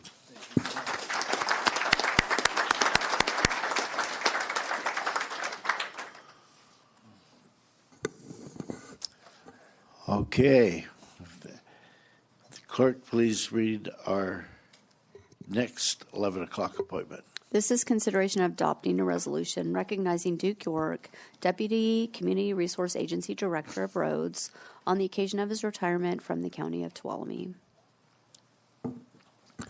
All right, we're going to follow the same procedure. If you can bear with me here, my stumbling through this resolution, I'll get it done. Resolution of the Board of Supervisors of the County of Tuolumne. Whereas Richard S. York, Duke, graduated from Cal Poly Pomona University in 1977 with a Bachelor's of Science degree in engineering. And whereas Duke has lived in Tuolumne County for over 50 years, which almost makes him a native. And whereas Duke has served the citizens of Tuolumne County for 20 years in his role in the public works portion of what is now Community Resource Agency. And whereas Duke's wife Debbie, of over 36 years, and her 5 children and 4 grandchildren who have supported him during his long career with Tuolumne County, will be happy to be able to spend more time with Duke now in his retirement. And whereas during Duke's service in local government, he transformed the role of Deputy Director of Public Works, setting a new standard of work ethic, passion, public service, and community involvement. And whereas his exceptional leadership was displayed throughout various local disasters that have hit Tuolumne County during his long career. And whereas Duke's exceptional dedication was displayed through the various local committees, commissions, and volunteer groups on which he served, including Girl Scout Pancake Breakfast, Sonora High School Breakfast, Sonora Little League, Children's Holiday Party, Sonora Skate Park, Jamestown Roca Park Blacksmith Museum, Jamestown Walk of Fame, and Jamestown Promotion Club. And whereas Richard S. York, Duke, exemplified steadfast and dedicated community servant in the midst of the devastating rim fire of 2013. And whereas Duke is recognized as the go-to person in community resources for any historical information on road development and any miscellaneous projects that have occurred in the past 20-plus years in Tuolumne County. And whereas in 1977, Duke was awarded the Citizens of the Year by Tuolumne County Chamber of Commerce, and whereas in 2018 was awarded the Executive Excellent in Government Award by Tuolumne County Chamber of Commerce, and whereas Duke has served his community for over 20 years, lending his time, knowledge, and expertise to a variety of organizations, and whereas Duke will never be satisfied to rest on his past community service to the residents of Tuolumne County. Therefore, be it resolved that the Tuolumne County Board of Supervisors expresses its gratitude to Richard S. York for his commitment to excellence, his exceptional leadership, and his constant pursuit to achieve more on behalf of the residents of Tuolumne County. Mr. Rotifer. Yes. First of all, Duke, I think this is the first time I ever knew that your first name was Richard. I don't know. And I got to tell you that I'm glad that we know that you'll never rest on your laurels, because I still have a whole bunch of potholes in my district that need fixing. Seriously, I don't know of another person that has done so much for this community, both as a citizen and an employee. I mean, seriously, I don't know. If Jamestown ever incorporates, maybe they'll elect you mayor. I'm not sure. But awesome job, Duke. You're always there when we need you. You provided good leadership for your staff. Honestly, I said it earlier, I'm very happy that you're willing to come back and help transition your successor. I think that's very, very important. But I still got some potholes to fix. I mean, I can't get that off my head. Congratulations on a tremendous career, and enjoy your well-earned retirement. Seriously, it's been a pleasure working with you. Evan? Yeah. I went to school with Duke's kids. I've been friends with Duke and his family for a long time, and they're wonderful people. Duke,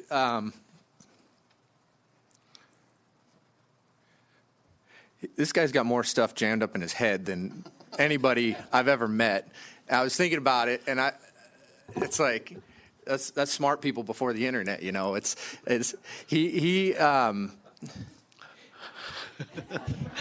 A clipboard. That's the technology, I guess, that evolved. But Duke, you're a great man.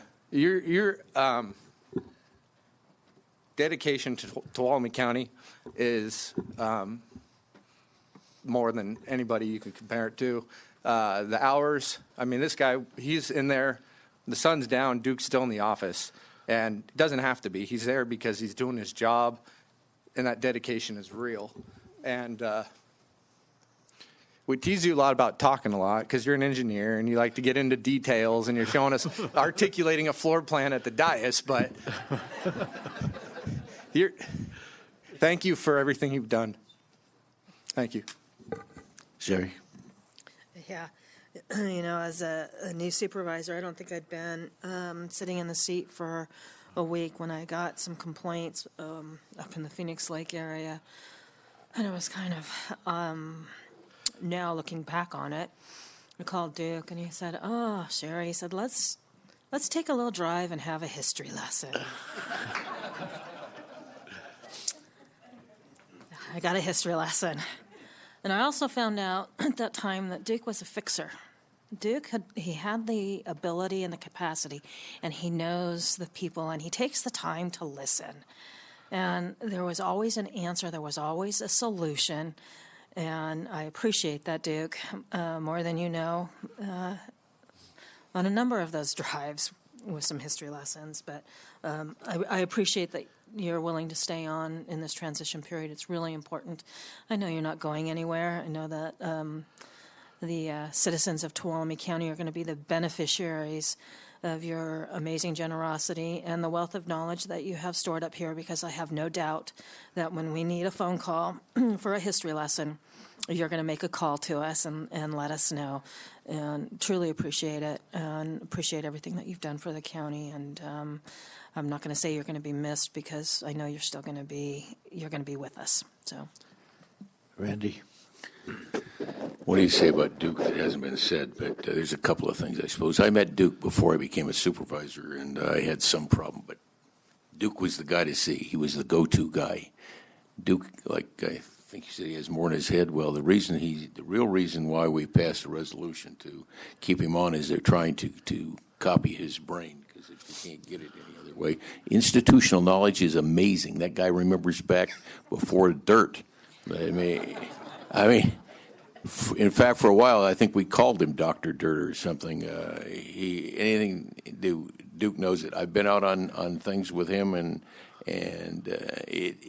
you can listen to Duke tell you things, little tidbits. The History Museum needs to get all that information down, because he knows more about it than anybody. It's just amazing what he knows and he's seen. And Duke, you're going to be missed. Even if you're only here half time. And by the way, in the resolution, your wife wants more of your time. Well, she's only get half of your time, because I know where you're going to spend it. You're going to spend it here. And I think someone else said he is here after hours. I've been out with him on Saturdays and evenings doing things. And Duke calls me at night, and he just is dedicated, committed, passionate about what he does. And Duke, you're really appreciated in spite of the bad time we all give you. So thank you, Duke. All right. Any public comment before I call for a motion to accept this resolution? Oh, Ms. Riggs, you wanted to say something. I'm sorry. Duke, you have been with us through, since I've been here, rimfire, drought, and tree mortality, and all of the storms. Through each of those, you are the go-to person for everything, and you're so patient and so supportive. And I just want to make sure you know how much we've appreciated that. Your sincerity and your passion and your commitment are reflective in everything you say and do at work and in the community. And I just remember, and I can't remember if it was Dell or Ken that came to the podium one day and relayed that they had seen, it might have been you and your wife, that were clearing brush around a corner, and you, because you were doing it on your personal time, you were actually cutting it and putting it into your car so that you could take it away. And that, again, is just reflective of your commitment to the safety and well-being of our community. And just thank you for everything that you've done, and I look forward to working with you with a little bit that hopefully that you're only doing in the future. Thank you so much. All right, a motion. Mr. Chairman, I move to accept approve the resolution and thank Duke for many years of service, and I hope that you will continue to help us as a community member on whatever committees we think we would benefit with your expertise. Okay, motion by Supervisor Rhoda for a second by Supervisor Royce. All those in favor? Aye.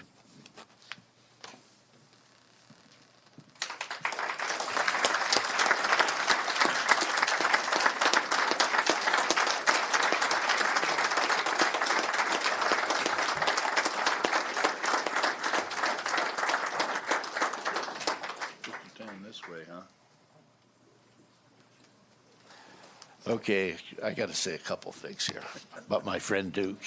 I'm going to miss those phone calls at 7 o'clock at night saying, hey, I just want to run something by you. And an hour later, we've got it resolved. But you just really got to know this guy to appreciate him. He is so sincere in what he does. And, I call him the fixer. He really tries to fix the problem. Sometimes we don't always get there, but it's not because of I think Duke's hard work or what we're trying to do from the county side. It's just some people you just can't please, just no matter how you put it. But I always know that there's the Reader's Digest version of a problem, then there's Duke's version, and it's an encyclopedia. You're gonna get all the detail that you possibly need. But I certainly, in the 10 years that I've worked with you, Duke, I appreciate it all. 7 o'clock at night doesn't matter. You'll be there at 7 o'clock in the morning, but. You certainly have done a wonderful job for the county, and I know you're not going to go anywhere. You're going to still take care of the things that you need to take care of. So thank you. Thank you, John.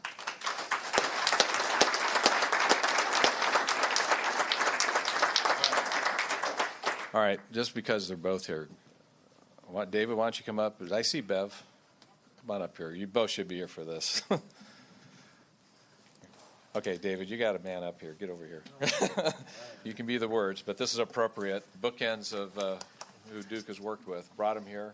Come on, you start All right. off. I'll take a picture.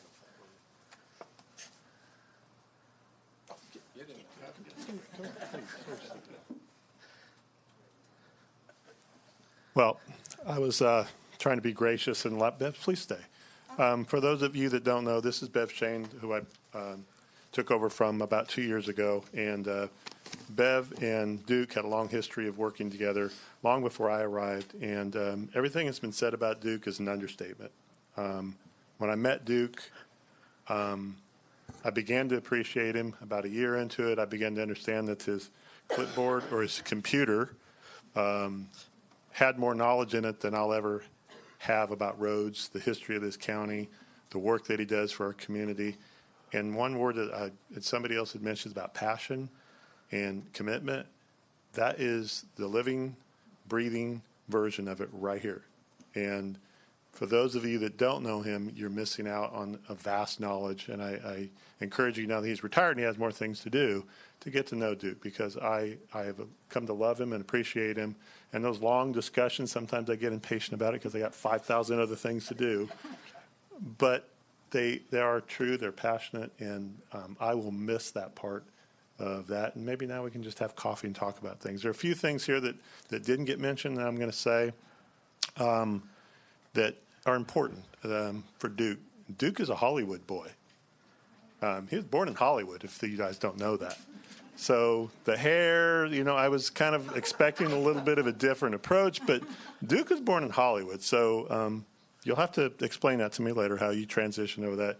He moved up here with his family, Howard and Janet, and his 6 brothers and sisters. I did not realize he had that big a family until I started looking at that, and I missed that part of our discussion, and for that, I will have to fix that. Duke has lived here 15 years, and I put that in there about almost being a resident. I'll never achieve that because I don't think I'll live to be 105 years old. So 50 years, if that's the place where you almost become a Tuolumne native. I'm not sure who sets that bar, but that's what I've been told. And what I put in there, that resolution about you spending more time with your family, take it. It's important. We want a little bit of your time, but not all of it. The rest of it's your family, your friends, and this community. You spend enough time at work. He's always the first one there, and usually the last. Rarely do I leave there, even some of my late meetings, but most of the time his light's still on.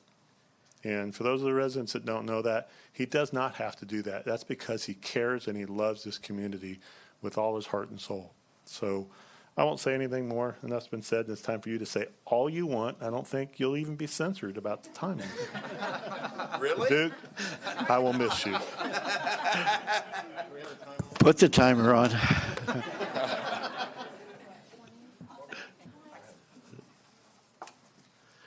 Good morning, Mr. Chairman, members of the board. I'm Bev Shane. As David said, I was your Community Resources Director, and let me tell you, retirement is absolutely wonderful. Duke, as somebody mentioned that we have a long history. When I first started working for the county as a planner back in 1980, one of the first people I met was Duke York. Duke was working in the private sector at the time as an engineer, and one of the projects I was assigned, one of the first ones, required, of course, going out on site inspections. Well, Duke, being Duke, volunteered to go out with me, one of the other planners, and another engineer. And Duke started educating me at that time about the county. I didn't live here. I didn't grow up here. I was actually from the Midwest. So it's been a lifelong learning experience working with Duke. He has told me more about the history of the county and, frankly, the history of everything, the world, actually. He's very well read. We've had a lot of discussion about different books over the years, but his dedication is second to none. He doesn't start at 7 in the morning. He's here at 6. He would leave at 8 or 9. When we had all those planning commissions, he would go to those meetings. He didn't have to. He wasn't a planner, but anything that had any kind of a road issue, he was there. He's a tremendous resource. I think he'll be sorely missed when he finally retires fully. But Duke is active in the community. I work with him on one of his projects, and believe me, this man never stops. I don't think he ever sleeps. He's just been a tremendous person to know over these years, and he's my friend as well as my colleague. Thank you. Congratulations, Duke. Thank you.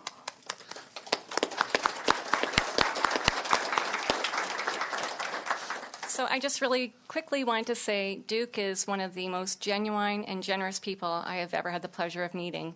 And the entire CRA staff, this isn't all of them, but a lot of them are here, and you can see how much he's going to be missed. And we wanted to buy you an iPad, Duke, but instead we thought you might get more use out of this. Come on over here. Okay. I can only guess. It's for your A future gold-plated.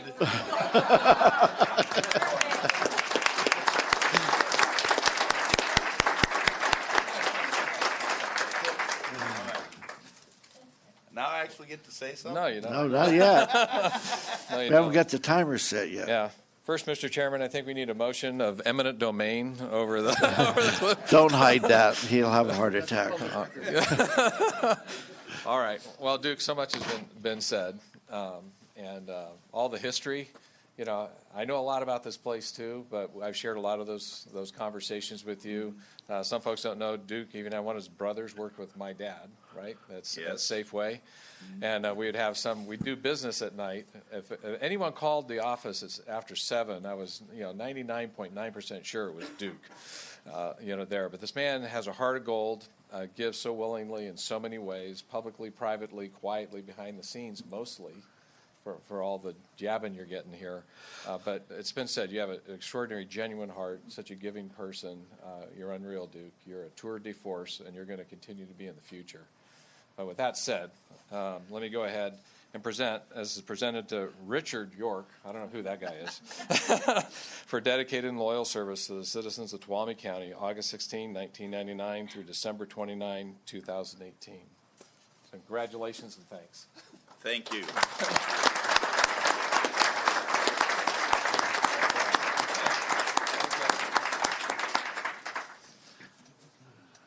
Oops. One more, Duke. Again, I have a legislative certificate, and I didn't know what your real name was either. But I put Duke because I like it. Yeah.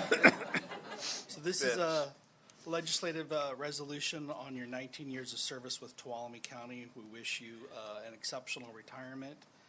And I was reading that you are sticking around for a little while. I was very glad to see that. And that just shows what a good board you are to keep good people around, really. That's wonderful.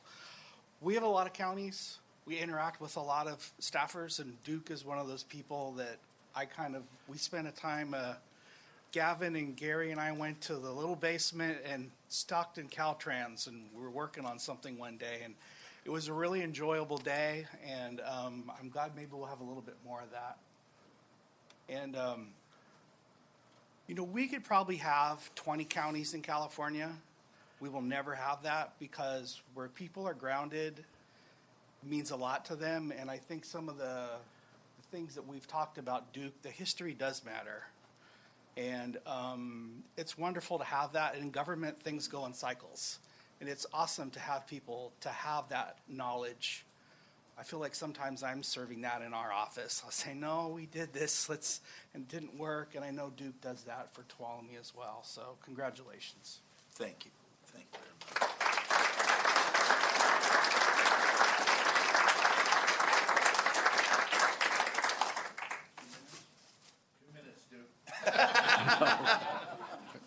actually, John, because in the public comment portion, you cut me off, I'm going to cover one of the You're going to items in the finish it, huh? public comment portion, and that was the certificate of appreciation that I got from the Fire Safe Highway 108 Council, and I want to acknowledge the contribution of the GIS division and all of my road guys. Orange up, come on. Those are the guys that work with the Fire Safe Council. They work with the Fire Safe Council to do the clearing, the shaded fuel breaks, and this ward is as much theirs as it was mine. So I just wanted, that was the item that I got cut off on, John. Gee, I'm sorry, Duke. Of course, I want to acknowledge the time away from my family, my wife, my 5 kids, and we're up to 4 grandchildren. And I just, they've made it possible for me to spend the time that I do. And believe me, my wife went on so many inspections. She said, "You're not working right now. You can't look at that. Just no, don't do that." So, but they've always been very patient, and I really appreciate all the support that they obviously have given me. In 1999, when I came to work for the county, the firm that I worked for had a rather notorious reputation, you might say. I think Loophole Engineer comes to mind. But whenever I would be involved in a project, I was representing my client at the time, and there were a lot of people that were real nervous about me coming to work for the county because of that. And I just want to acknowledge, Bev was really nervous. The private sector was really saying, "Oh, Duke, you're going to the dark side." But, I engulf myself in anything that I do, and that's what I did when I came to the county. And I want to thank the board. I want to thank everybody that was ever involved for allowing me to be a public servant for Tuolumne County. That just fulfilled a dream. To work with all the wonderful people of Tuolumne County, my engineering staff, the road crews, all of the departments here at the county, you know the dedication that they provide, all of them, and they all have a really good sense of humor, and I always appreciated that. Of course, I was always striving to bring it out of them, but that's what makes our jobs just a little bit easier, is that sense of humor. And I will continue my involvement in a variety of community projects. I see Dick Plan there. I got to say hi to him. Hey, Dick. How you doing? So, Randy, my title was, I was a dirt cop. That was what I was doing I was a dirt cop. And then Tracy, it was Del Hodges. And what he caught me doing was I had a Toyota Corolla, and I was stuffing cut branches into the trunk of the Toyota Corolla. I still have leaves in the trunk of that car from that. Thank you for the opportunity to assist as needed with the organizational transition, whatever services you need. And you can always count on me. And I was going to take my leftover business cards, stamp them with a get-out-of-jail-free card with the idea that if you had a question about Tuolumne County, you could use it one time and then you tear up the business cards. Because I got to do something with, I got about that much business cards left in that box. So I'll probably do that before I leave. And thank you again for allowing me to work in this wonderful county. I just love it. And there is a story about my arrival, but time's short. Thank you.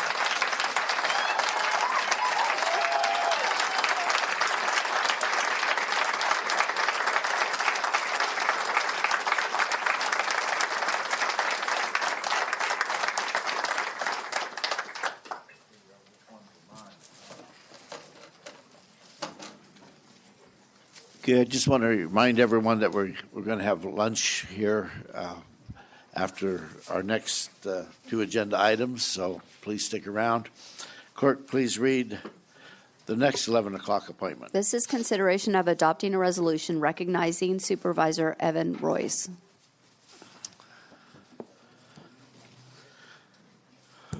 Okay, Evan. Resolution of the Board of Supervisors of the County of Tuolumne. Whereas Evan Royce is a Tuolumne County native, graduated from Curtis Creek Elementary School and Sonora High School.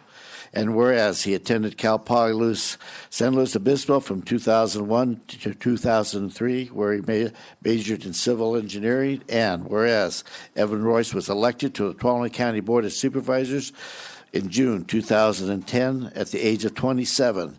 And whereas he has served as District 3 Supervisor for 8 years. And whereas Evan has been dedicated to public service, servicing the Tuolumne City Sanitary District before being elected supervisor. And whereas, as a supervisor, Evan Royce has been a passionate advocate for local recreation programs and was instrumental in developing a solution to keep Tuolumne Pool open for the public use. And whereas Evan has been consistently committed to local fire agencies, ensuring they are supported with the appropriate resources and needed to keep the public safe. And whereas he has engaged in the National Disaster Resiliency Competition process and has advocated for funds to be spent in Tuolumne City in the form of a community resiliency center. And whereas Evan has been a leader on multiple local and regional committees and commissions, including Transportation Committee, Housing Policy Committee, Solid Waste Committee, Marijuana Ad Hoc Committee, Housing Loan Review Committee, Tuolumne County Narcotics Team, Public Protection Committee, Sonora Regional Medical Center, Civic Advisory Board, and Emergency Medical Care Committee. And whereas Evan has always dedicated to listening and responding to the concerns of his constituents. And whereas, during his time as supervisor, Evan has operated his construction business, balancing work, family, and civic responsibilities. And whereas, Evan's 8 years of service as a member of the Tuolumne County Board of Supervisors will be marked by his passionate belief in defending individual rights, honoring one's ability to pursue happiness, and always pushing for more creative and innovative solutions. Therefore, be it resolved that the Tuolumne County Board of Supervisors expresses its gratitude to Evan Royce for his dedication to providing a better community for the residents of Tuolumne County and wishes him happiness and enjoyment with his family in the years to come. Adopted by the Board of Supervisors, December 18, 2012. Supervisor Rotifer. Yeah. When I decided that I was going to run for office, Evan and Randy both, and I'll get to Randy later, but Evan. They're clean, I swear. Evan helped me understand during my candidacy, as much as somebody that doesn't sit in the seat can understand about the job and what the role is of the board and all of that.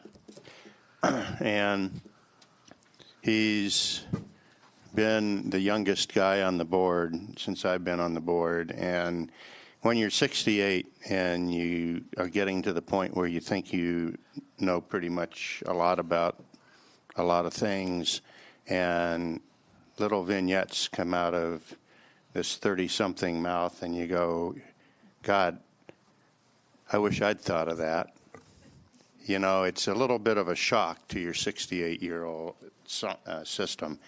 But this guy has come out with some of the most creative ideas during my tenure on the board. And in the process, Evan is really, it's hard to really form a lot of friendships on the board because the Brown Act keeps you, down to one-on-one kind of conversations and stuff.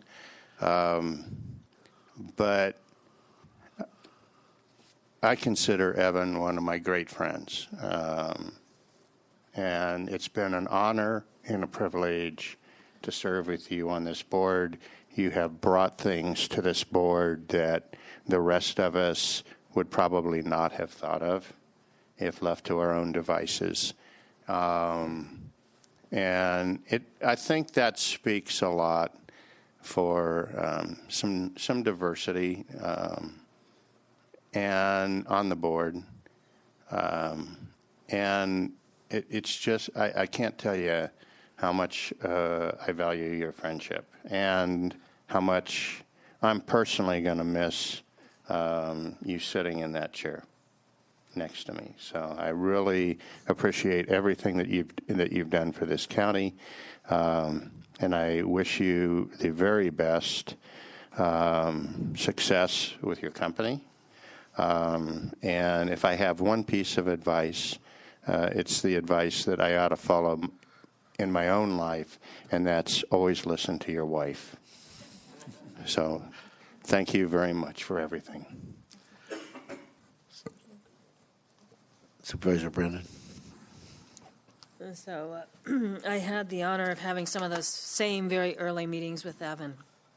And I'm going to look away because I have this genetic defect, and sometimes my eyes get way too teary fast. So I'm just going to keep looking the other direction here. But the first committee that I sat on with Evan, and it was not mentioned in the resolution, was the Biological Resource Ad Hoc Committee. And we fondly referred to it as BROCH. And it became really evident really quickly that Evan had this ability just to cut right to the issue and forget all the other stuff. He was going to ask the pointed question, and he was going to look for the response that answered that question. Didn't want to get weighed down on all this stuff. He wanted to get right to the issue. And really came to appreciate that if I was listening to what Evan said when he made comments, he was really, he doesn't get lost in some of this superfluous stuff out here. He's always thinking about the constituents of Tuolumne County. What is best for the people of Tuolumne County? The rest of it just really didn't factor in. The bottom line was the people of Tuolumne County. Evan bleeds Tuolumne County. And we hear it all the time. He can always cut back, right back to whether it was the heritage piece of it, what the history meant, or what it was going to be for the next generation that was going to have to do business in Tuolumne County. He could cut right to the message. And so I've always appreciated that. And I know that going forward, again, Evan's not going anywhere. He's going to be here. I know he's got my cell phone number. I'm sure I'll get texts that will remind me to cut right to the quick and get to the point of what's best for the residents of Tuolumne County. And so, again, I'm not going to say I'm going to miss you, Evan, because I know you're not going anywhere. And I'm very thankful. And I take an awful lot of satisfaction in knowing that you're going to be here, you're going to be present, and you're still going to be working for the future of Tuolumne County in whatever way that ends up manifesting itself. Again, I'm just glad you're not going anywhere. Angel, darling, hang on. Randy. I'm a little reluctant to tell too many stories about Evan because I'll be telling him about myself. And that's a little dangerous. And Evan, be careful what you say later because you remember, I know the nurse that delivered you when you were born. I met Evan when we both decided to run for election, and I was impressed by this young man. And I best describe this as I was at an interview, I think it was with the business council, and it was a one-on 25 or something like that interview. And they asked me, he says, well, how do you figure you're going to get all this done? I said, I know you got to be very persuasive. You got to get at least 3 votes on Tuesday or nothing happens. But I said, you could really, really help that out if you elected the right person in District 3. And all these people are leaning forward, tell us, who do you like in District 3? And I said, I was told not to endorse anybody, but I said, I don't play by the rules. I can't color between the lines. I said, there's a young man in District 3 who is very smart. I'm impressed with his maturity at a young age. His head's screwed on right. He isn't cross-fitted or anything. He's got maturity beyond his years. I said, this guy, I think, will be a great asset, and he could be around for a while, and he'd be a real asset to the community. And I said, I like Evan Royce. And a couple of people in the room says, I do too. That's the kind of impact that he had on people, and he still has on people. Everything that both Supervisor Royce and Supervisor Brennan said, exactly right on. He cuts to the chase. I like that. And he is going to be missed because he has some basic common sense, practical values that get things done. And that's what we need in this county. Look to the solution. Look to the right answer that will be the best for the people of Tuolumne County. And Evan has been a really good leader. We've made trips together. We've done things together. We haven't violated the Brown Act, but we have conspired a little bit on time to time. But I've also done that independently with other people on other subjects. But because we know that there's certain things that need to be done and need to be done for the best interest of our county. Evan, thank you for what you've done. I think the county is going to miss you a lot. Tracy. Evan, first I want to tell you thank you for your support and encouragement over the years. You've always been right there and not only put up with my insane focus on being goal-driven, but encouraging me to do that, so thank you. Also, I live in District 3, as you know, but I also I know your passion for serving the community in District 3. You've been right there anytime I've had a request. There's never been a time, whether it's a phone call, a message, or a text, that you have not responded to me. And as staff, that's critical, and we really need that. So thank you, because that means the world as we're trying to help and push things through. And I've also come to appreciate your lack of filter. I mean, sometimes you say things that others are thinking and they don't necessarily say, but the insight in that has been amazing. And so I hope that, as Sherry and the others have said, if you see those things, that you don't stop sharing, that you have all of our contact. Please continue to reach out to us. And I wish you and Angel the best, as you hopefully will have some more time that you guys can do some of those things you've not been able to do in the past. Thank you for everything. Okay. Absolutely. Mom. No, that's really what I'm going to be addressing here. So when Evan first started as a supervisor and I found out he was 27 years old, my son at the time was 25. And I was thinking, oh, no, what am I going to do with a 27-year-old supervisor, and how is that going to all play out? And he knew, he went to school with my kids, and his brothers all, were there too. So I just want to tell you that I am still your work mom, I guess. And if you ever need advice, my phone is there. You can always give me a call, and I'll be there. But you're the only one, okay, just because you're younger. All the other ones I'm not your mom's, okay? Thanks. Okay.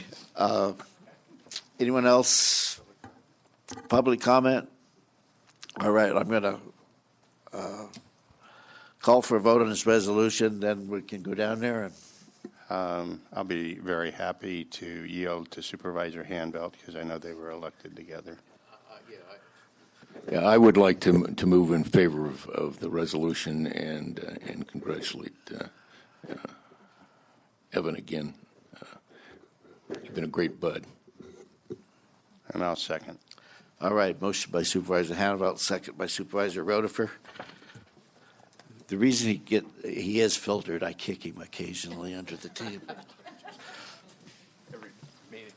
Oh, you're going to make him go to her. Yeah. Oh, yeah.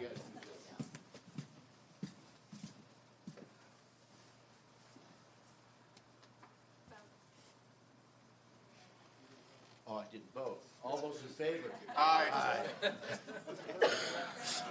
Thank you, County Council.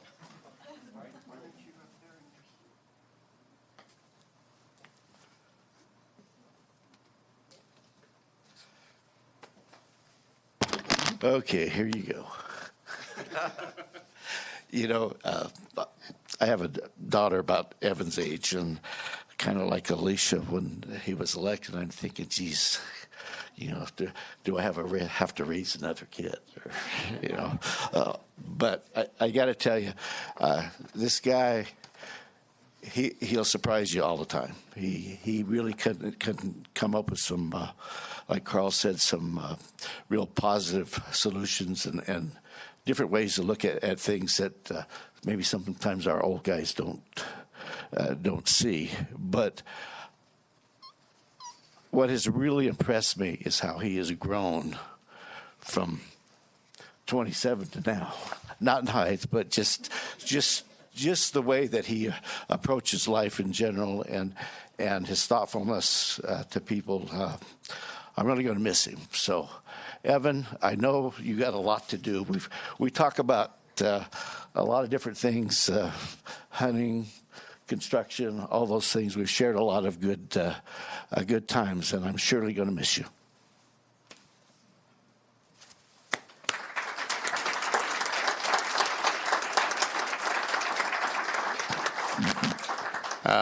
So, John, thank you very much for what I consider to be the honor to present these two certificates, or one letter and one certificate. The first one is a letter from Dianne Feinstein, one of our two senators, and it's to the Honorable Evan Royce. You get to still be honorable after you? Yeah, okay, anyway, it's, Dear Supervisor Royce, it is with great pleasure that I join your family, friends, and colleagues in offering my best wishes to you upon the completion of your term as Tuolumne County Supervisor for District 3. Throughout your service, you have shown an inspirational record of performance that reflects your allegiance to the highest standards of public service. For 8 years, you have worked hard to improve the lives of Tuolumne County residents. As a United States Senator from the state of California, I commend you for your service and wish you all the best in your future endeavors. As you begin this new phase of your life, you can be very proud of all that you have accomplished. With warmest personal regards, sincerely yours, Dianne Feinstein. And then from our most recently elected Senator Kamala Harris, certificate of recognition presented to the Honorable Supervisor Evan Royce in recognition of your 8 years of service to the County of Tuolumne as a member of the Board of Supervisors. Signed, Kamala D. Harris, U.S. Senator, California.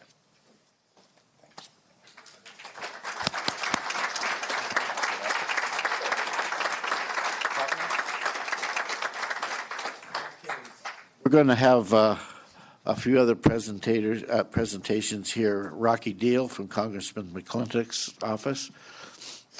Well, it makes it a lot easier to present this knowing that you're going to be here, continue to help out and invest in your community. I have a certificate from Congressman Tom McClintock in special recognition of Supervisor Royce's long devoted service to Tuolumne County. Thank you, Mr. Supervisor.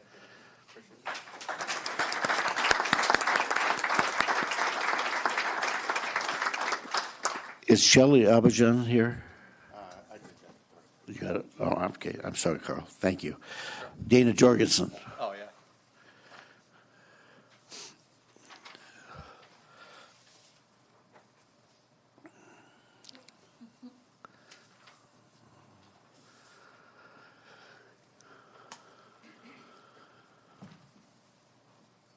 This is a legislative certificate to Evan, District 3 Supervisor, 2011 to 2019. Thank you for your service to the citizens of Tuolumne County over the last 8 years. Your dedication towards protecting and enhancing the lives of your constituents is appreciated. Please accept our best wishes as you resume your successful career in the building industry. And I was here a couple weeks ago, and Evan made some comments about our housing situation in California, and I really appreciated those. I thought they were spot on, and I'm glad that you're going back to your industry because we really need you. Congratulations.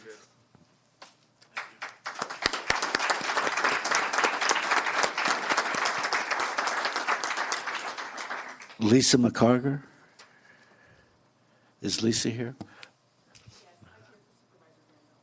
Okay, thank you. Graham Naus?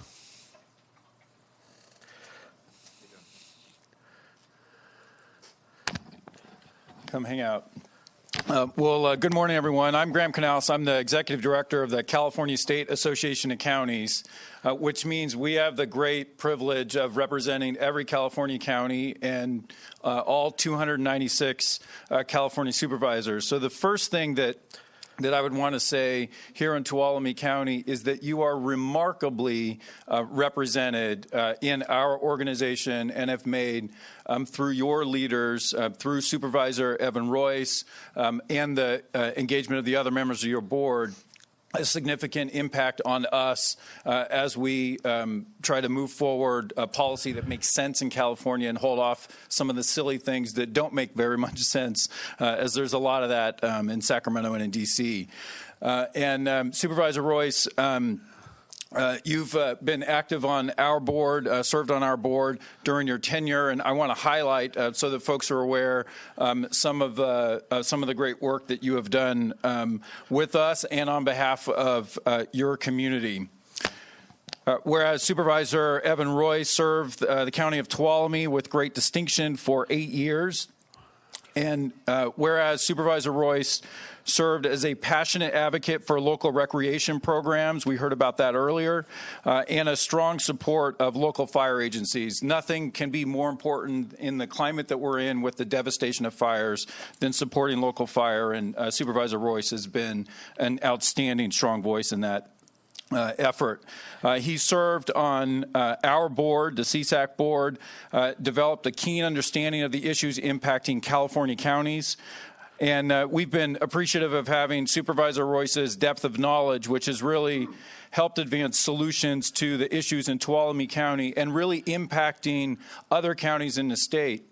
The great advantage that we have as an organization is that no matter if you're LA County and you have 10 million people or you're a smaller county like Tuolumne, every county has the same seat at our table, and it takes all of those voices and the engagement in order to ensure that your community is protected.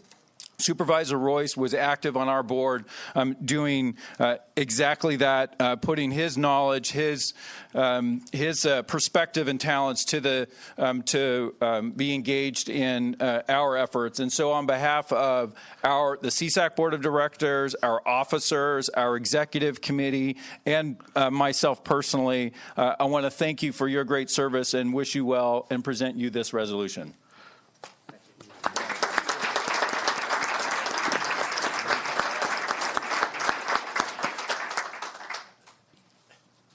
Mr. Pedro. You look like you're in a fire lineup here, fire squad lineup. But anyway, a lot of things that the board has said. I just want to echo Evan's smarts, his dedication. I call it the extra gear, though. Also, when you're born and raised, native, we all your colleagues, all the staff here work really hard and they care. But there's an extra gear when you're from the area. And I've always appreciated that about you, Evan. And I'm going to insert another word, and that's courageous. Because to be as young as you were, I know part of it was that we've talked, it was almost frustration with the status quo, and we're going to get involved in this game. But you came in, and that was a courageous decision to get in. You're the youngest I've ever served with, for sure. but you're also one of the smartest and been one of the most impactful because of those reasons. You look to the future. You'll deal with the now, but you've always had your eye on the future. And it's also been great to watch you evolve, over the years, getting to understand how government works, as frustrating as it is, but you have to work with it, and the impact that government can have on people's lives. And you've come to really appreciate that and articulate it, over the years. And as you've come now to the end of this chapter of life, I also want to say something to you about, your courageousness, because we've talked about this. Your business and your personal life has evolved a lot, from when you first started.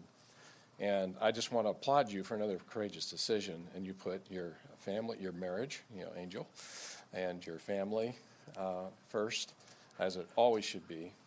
But you also had this booming business, and it was hard to decide, how do you devote time to your family and that marriage and all those things, do justice to your business, do justice to what's going on here. And you made a decision of what you could put and dedicate your time and give the quality that was necessary to succeed. And you chose your marriage, you chose your family and your business. But that doesn't mean we still have lost you by any stretch. By no means. You're still going to be in this community. You're still going to be pitching in. But I just want to compliment you on the decision you made not to run, because that's hard. And you've been in it. It doesn't mean you didn't care anymore. But you made the right decision for the right reasons for this phase of your life. And who knows, maybe you'll be back in here showing us how to do it and do it right at some future phase of your life. So, I just applaud you, for making that. So I'm going to add courageous, to all those things that have been said about you. So having said that, here we go. Presented to Evan Royce for dedicated and loyal service to the citizens of Tuolumne County, January 3rd, 2011 through January 7, 2019. Thank you, Evan. Thanks, Greg.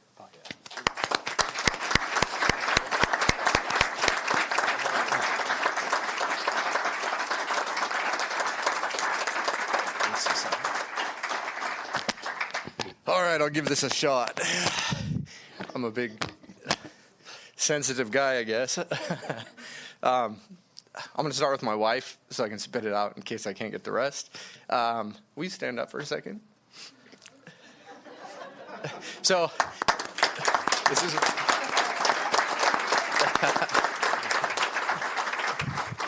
That's my wife, Angel, and you can see why I'd rather spend time with her than the rest of y'all. What? We've been married 5 years I told you he had good judgment. Yeah. I just want to recognize how strong our marriage is and how wonderful our life is together and how grateful I am for that and how excited I am to move forward with that as the most important thing in my life. And the 8 years that I've served here has been a tremendous honor for me. And I want to thank the constituents for voting for me and giving me this opportunity, because it does mean a tremendous amount. And I have many shortcomings in my life. And this is an example of something that I'm extremely proud of achieving. And getting elected isn't one thing, but making it through all of this and being here and learning what I have is what I feel like I've achieved. And Randy talked about me being mature. I'm not mature at all. For anybody that knows, I'm extremely immature, and that's the truth. I'm playful. I'm a kid. My wife knows. But I believe strongly in liberty and justice, and we say that every time we're here, but I take it literally. Individual liberty is something that people die for. And it's a real thing. And we have to protect that. That's why I was here. It's because I was mad. I was angry. And I'm full of fight. And I still am. That's what's coming out. And the stakes are very high, people. Stakes are very high. And things can change in our lives. Where we're at in the world, we're at the pinnacle of history in my mind. And everything is at stake. And it's all of our duty to contribute to continuing the civility and the morality and the good things we have in our society. And we all have a duty to protect that, and we should all strive to give more than we take. And I thank you for that opportunity. It means a lot to me. Thank you.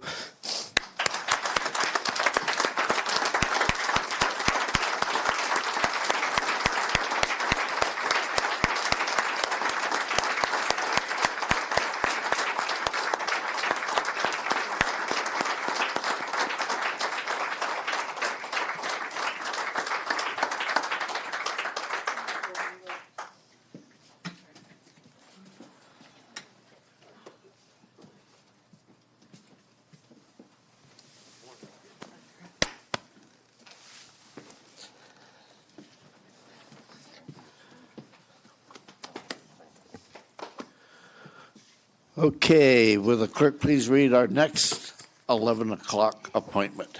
This is consideration of adopting a resolution recognizing Supervisor Randy Hanvelt. All right. We're still going to have lunch no matter how long this takes. Resolution of the Board of Supervisors of the County of Tuolumne. Whereas Randy Hanvelt graduated from Harvey Mudd College in 1965 with a Bachelor's of Science degree in engineering. Randy then retired as a global executive and professional engineer with General Electric in 2001 after 36 years. And whereas Randy Hanvelt was elected to Tuolumne County District 2 Supervisor in June 2010, serving a total of 8 years. And whereas during Randy's service in local government, he transformed the role of county supervisor, setting a new standard of work ethic, passion, and involvement. And whereas his exceptional leadership was displayed through the various local and regional committees and commissions on which he served, including Finance Committee, Natural Resource Committee, Housing Policy Committee, Water Policy Committee, Amador Tuolumne County Action Agency, Mother Lode Job Training, Central Sierra Support Agency, Sustainable Forest Action Coalition, and Tuolumne County Arts Alliance. And whereas Randy Hanvelt has exemplified steadfast and dedicated leadership in the midst of the devastating rim fire of 2013. And whereas Randy has been a tireless advocate for better management of forested lands and has been instrumental in the development and success of the county's master stewardship agreement with the Forest Service. And whereas Randy recognized the value of developing relationships with leaders and decision makers outside of Tuolumne County in order to draw attention, funding, and services for local needs. And whereas in 2014, Randy was honored with an Excellence in Government Award. And whereas in 2015, Randy was invited to testify at the House Federal Land Subcommittee in Washington, D.C. as one of the witnesses for forest health issues. And whereas in 2016, Randy was elected second vice chair to the Rural County Representatives of California, serving as both second and first vice chairs during his tenure as supervisor. And whereas in July 2018, Randy was appointed chair of the National Association of Counties Public Land Steering Committee. And whereas Randy has advocated locally and nationally for full funding of payment of lieu taxes and the Secure Rural School program, and played a key role in the Governor's Tree Mortality Task Force, developing programs and securing local funding to eradicate hazard trees due to the bark beetle infestation. And whereas due to Randy's relentless efforts, Tuolumne County is on the map and holds a reputation across the state of successful and innovative solution. And whereas Randy has served his community for over 50 years, lending his time, knowledge, and expertise to a variety of organizations, including church, St. Matthew Lutheran Church, and community groups like Habitat for Humanity and Bear Valley Music Festival. And whereas he has been supported throughout his career by his bride of over 53 years, Gloria, his two children, Eric and Janelle. She needs this award. Eric and Janelle in his five grandchildren and his two great-grandchildren. And whereas Randy will never be satisfied to rest on his laurels, therefore be it resolved that the Tuolumne County Board of Supervisors express its gratitude to Randy Hanvelt for his commitment to excellence, his exceptional leadership, and his constant pursuit to achieve more on behalf of the residents of Tuolumne County. Okay. Mr. Chairman. Supervisor Rotifer.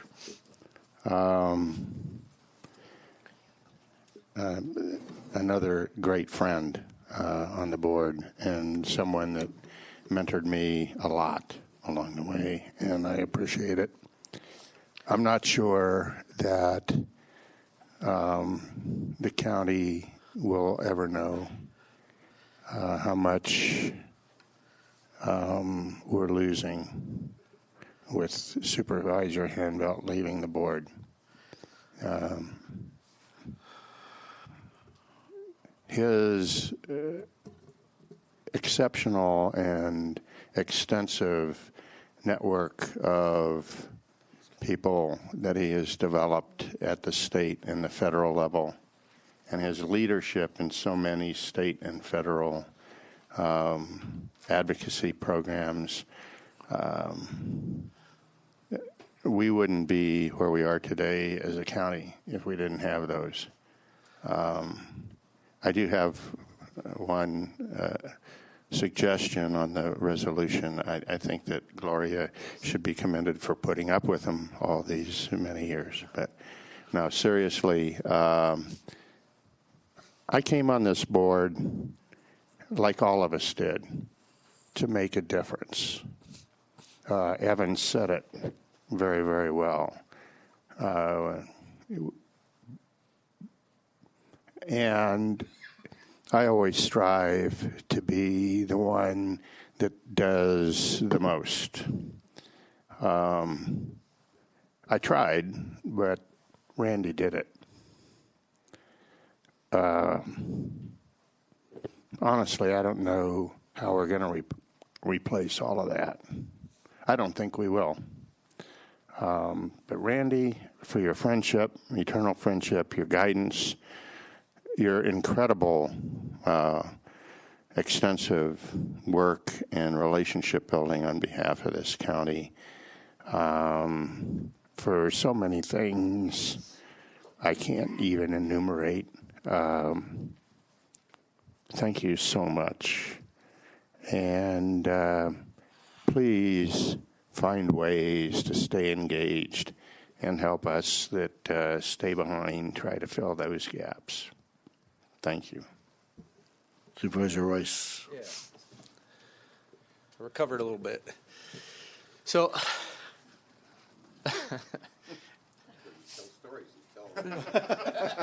I got lots of stories about Randy, but not enough time to tell them all. But, I've really enjoyed our time together, Randy. And you, like you said before, no good deed goes unpunished. But from day one, you were here to make a difference. You were here to accomplish things. And you have been absolutely relentless. This man has been relentless in his effort to make Tuolumne County better, to make our lives better. And I feel very connected to Randy. We had a lot of similar experiences, timelines, the context of our experience here is very similar. And Randy's a very wise man. And he's very intelligent. He's a scientist. I don't know if he's told you that. More than once. But when you meet him, he's larger than life. And the truth is, he really is. He knows about all kinds of things. I've enjoyed hearing about your life, your brother, your dad. Thank you for fighting for Tuolumne County by my side. Okay. Supervisor Brennan, you can look at me. I am. I'm going to, Randy, I'm going to apologize. I'm going to look at Supervisor Gregg.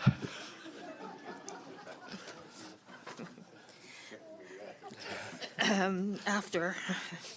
It's,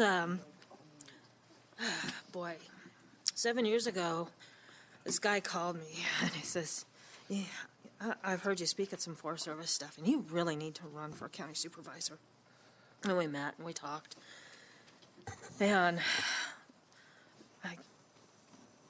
Boy, I gave him my phone number. And any of you know Randy? His phone, he's constantly, he just gets right to the point. And thereafter, I kept getting calls.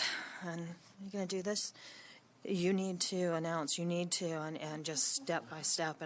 And I knew when Randy was calling me that I was going to get some very sage advice. And it's always been that way. Randy's probably the supervisor that I've worked most with on this board, and I've enjoyed absolutely every moment of it. And he's got a question that I've heard him ask a number of times. And it's, why is the world better? Why is it a better place? Because you've been there. My friend,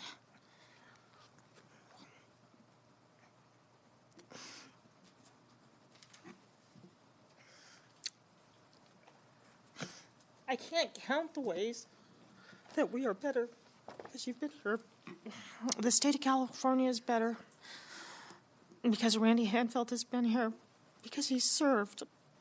And again, we're not going to let you slip away. You've done way too much for Tuolumne County, and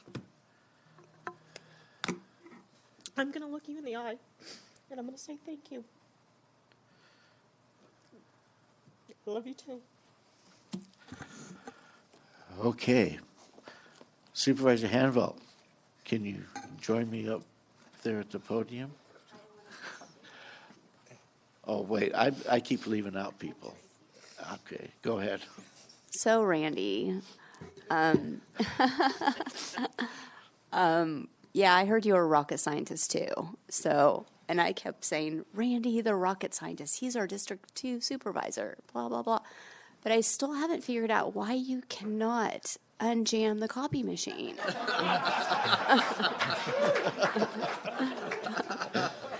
I'm a nuclear engineer, Okay. not a mechanical engineer. Okay, just so we clear that up. So I just really wanted to clarify that before you leave. And I want to thank you, too, for your service, and you've been a pleasure to work with. You probably, all the time that I've been here, you've been here every single day. A lot of supervisors are in and out and about. You're in and out and about, and you're here every single day. And I have just, I appreciate that. When I'm here by myself, Randy's always here, too. So thank you for your service. Tracy. Supervisor Hanvelt, you and I have spent an incredible amount of time together. I probably spent more time with you individually than any other board member. Our trips to Sacramento, we had really good talks. I've watched you work the halls of Sacramento. I've watched you rub elbows and get your point across and never take no for an answer. I've also received texts from you at 12 and 2 and 3 in the morning and have to decide which ones to answer and which ones not to. And no comments from you right now. But one of the things I have to tell you, you're always pushing us to do better. And I think that's good. We always need to know, and we need to stay focused on that we can do better. And you're right there reminding us of that. Your support and your encouragement, and also you've been an accountability partner for me at times too. Is that really the best decision? Have you thought this through? And I appreciate that, and I hope you continue to do that. Your passion and your commitment to excellence is unparalleled. You are amazing, and I have come to depend on you a great deal. I've even told you that you've been like a security blanket for me. I always know I can bounce ideas and say, what do you think about this? And you absolutely let me know, whether it's a crazy idea or why didn't you do this already? And then finally, you and Gloria, the time that I've got to spend with the two of you, I am so fond of you. Thank you for inviting me into your home and your lives, and I hope that doesn't end as your tenure on this board ends. And thank you for everything that you've done.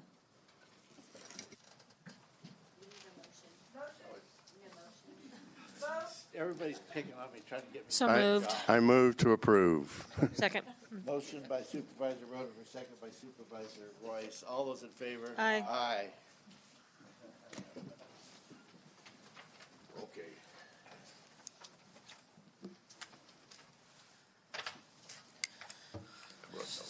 Okay, you brought notes, huh? That surprises me.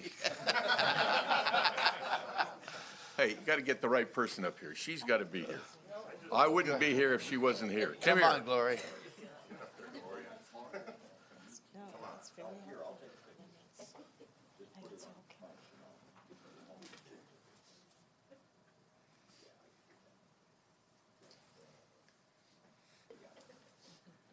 Hi, Gloria.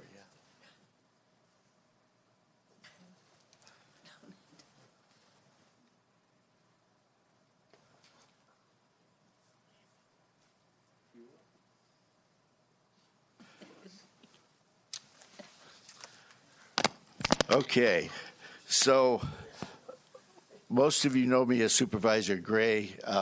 In other organizations, I'm known as Randy's handler. We have other handlers too. We have Carl as a handler, Evan's a handler, Sherry's a handler, because Randy has to have a handler wherever he goes. Just sometimes two. That's right. But Randy, you've made us do better. I appreciate that about you.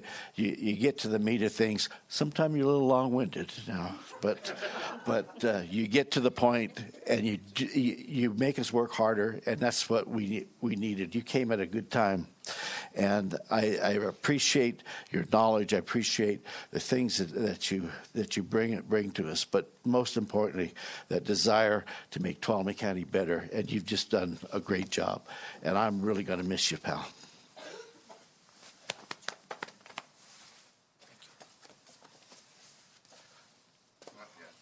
Sip this stuff. You can't wait to start talking. Yeah. So, did you all know that Randy's a nuclear engineer? Did you all know that he worked for Jack Welch at General Electric? Well, apparently Jack talked to our two senators, because I've got a couple of, no, I was just kidding. I think you're renowned everywhere. So this is from Dianne Feinstein, our senior senator, to the Honorable Randall Hanvelt, Board of Supervisors. Tell me that when she's mad at me. Well, maybe Diane's mad at you. Board of Supervisors, County of Tuolumne. Dear Supervisor Hanvelt, it is with great pleasure that I join your family, friends, and colleagues in offering my best wishes to you upon the completion of your term as Tuolumne County Supervisor for District 2. Throughout your service, you have shown an inspirational record of performance that reflects your allegiance to the highest standard of public service. For 8 years, you have worked hard to improve the lives of Tuolumne County residents. As a United States Senator from the state of California, I commend you for your service and wish you all the best in your future endeavors. As you begin this new phase of your life, you can be very proud of all that you have accomplished. With warmest personal regards, sincerely yours, Dianne Feinstein, United States Senator. And from our newest senator, Kamala Harris, certificate of recognition presented to the Honorable Supervisor Randy Hanvelt in recognition of your 8 years of service to the County of Tuolumne as a member of the Board of Supervisors. Signed, Kamala D. Harris, United States Senator, California. Randy, I'm really going to miss you, buddy. Don't be a stranger. Not yet, Randy. No, Rocky, you're next.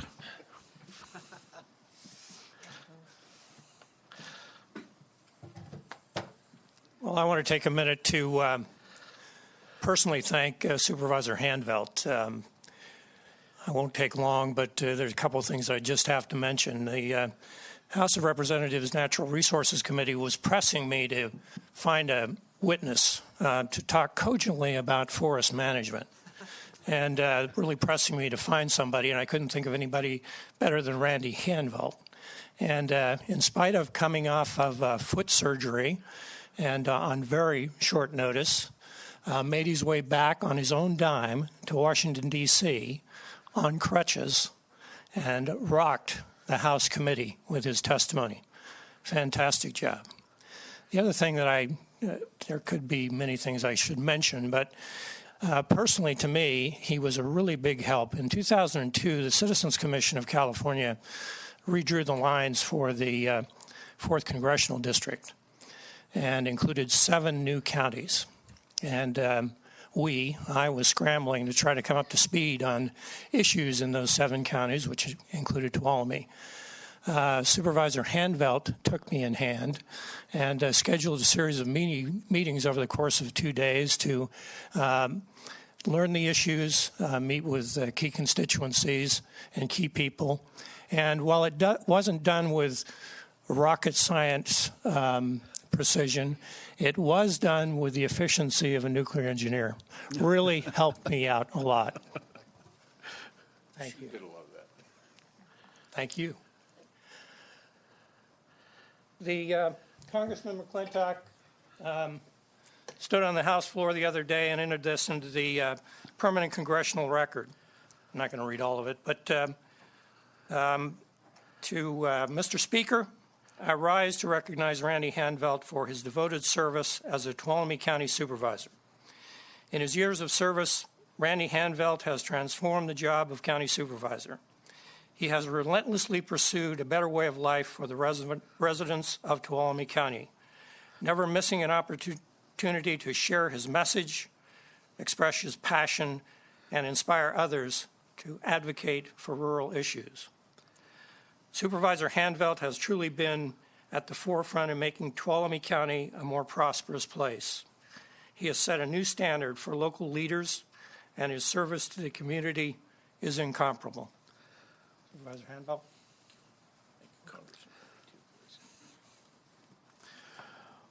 Okay. Now, Dana.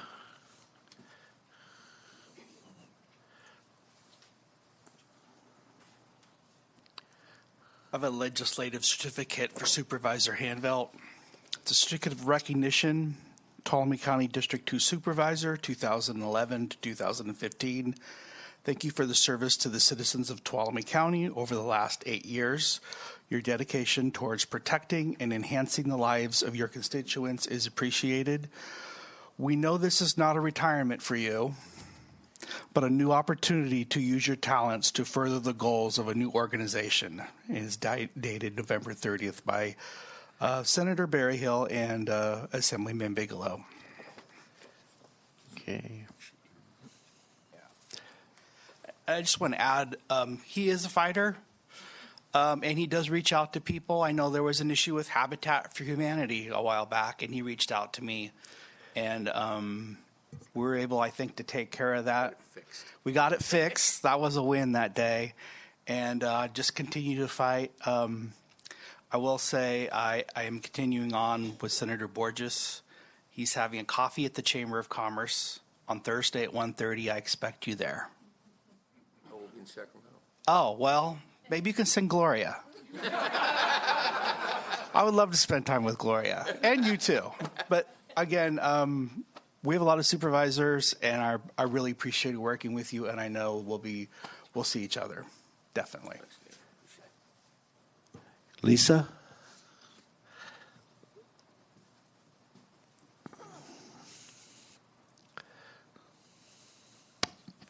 Lower this. Oh, thank you. I'm Lisa McCarger, and I'm with RCRC. Where do I begin?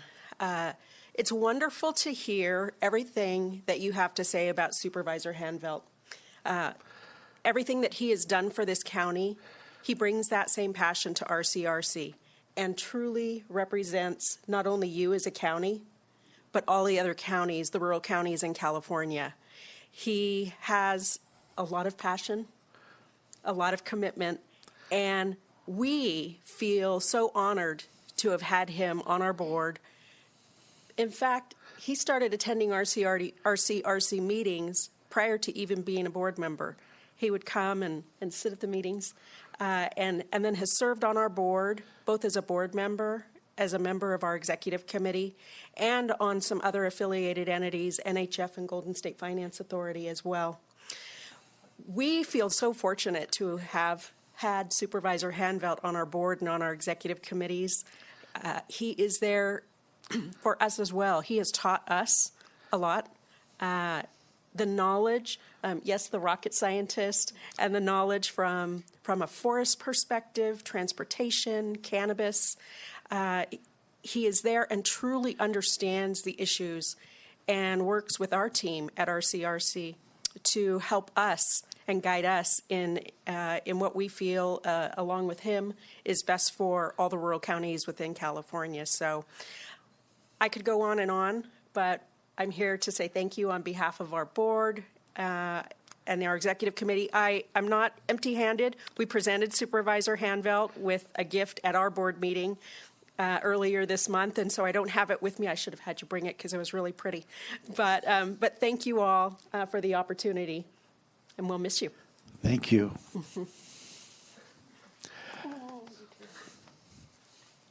Graham?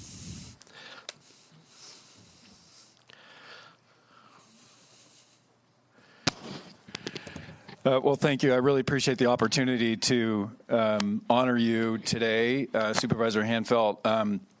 I've been with CSAC for about 3.5 years, and one of the first meetings that I was a part of was based on tree mortality that we held up in Shasta County. And at that time, there weren't 130 million plus estimated dead trees. It was in the 30 million range. Still mind-boggling and horrible, but not nearly to the scale that it's at today. And I very quickly learned that if we're going to navigate through an issue that has such a significant impact on communities, that we needed to do it in partnership with Supervisor Hanfelt. Great expertise in the area, a very strong voice. As you may know, he has very strong opinions, and he makes them known. And I actually want to thank this board in Tuolumne County for allowing us to borrow Supervisor Hanfelt on a number of different issues. It's certainly true as it relates to forest management and tree mortality, and participating on the Governor's Task Force, engaging with us and through our efforts through the National Association of Counties, where you chaired the Public Lands Committee. So progress is made on behalf of all counties in the country when your local representatives get engaged and add their voice. And as I mentioned with Supervisor Royce, who also was very engaged, Tuolumne County has been incredibly well served over these last years, because you have folks that stand up and fight for your community. And that makes us stronger. It makes our sister organization, RCRC, stronger. It makes the National Association of Counties stronger. And I'm very thankful for having the opportunity to connect with you. On a personal note, it's just been a joy to have Supervisor Hanfelt tell many, many stories about his experiences, to have the opportunity to connect with Gloria, who is outstanding and the real driver in the family. And I learned that very quickly at the first dinner that I saw the two of you at. It's just really been an absolute honor to have the opportunity to connect with you. I know you're not going away. You'll still be engaged. You still have some energy left in you. But on behalf of the California State Association of Counties, our board, our officers, and executive committee, we would like to present you this resolution in honor of your outstanding leadership on behalf of Tuolumne County. Congratulations.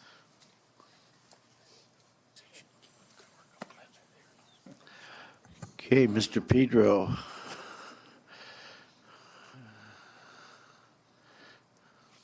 I'm seeing there's other folks that still want to talk, too. But Randy, just look at him. It looks like a firing squad. But I think of the words excellence, advocacy, and then the voice when I think of Randy. But excellence has already been spoken about. How you've pushed all of us, to better ourselves, better the organization.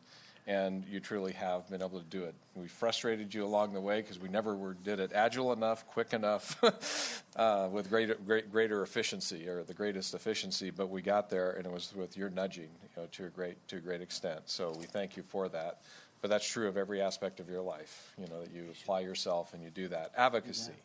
You're a great advocate for Tuolumne County government. I can't help but think, and I think Carl was starting to do it, but he couldn't drum it all up either. You can't enumerate all the ways that you've been out there and advocated for Tuolumne County, and done so very successfully.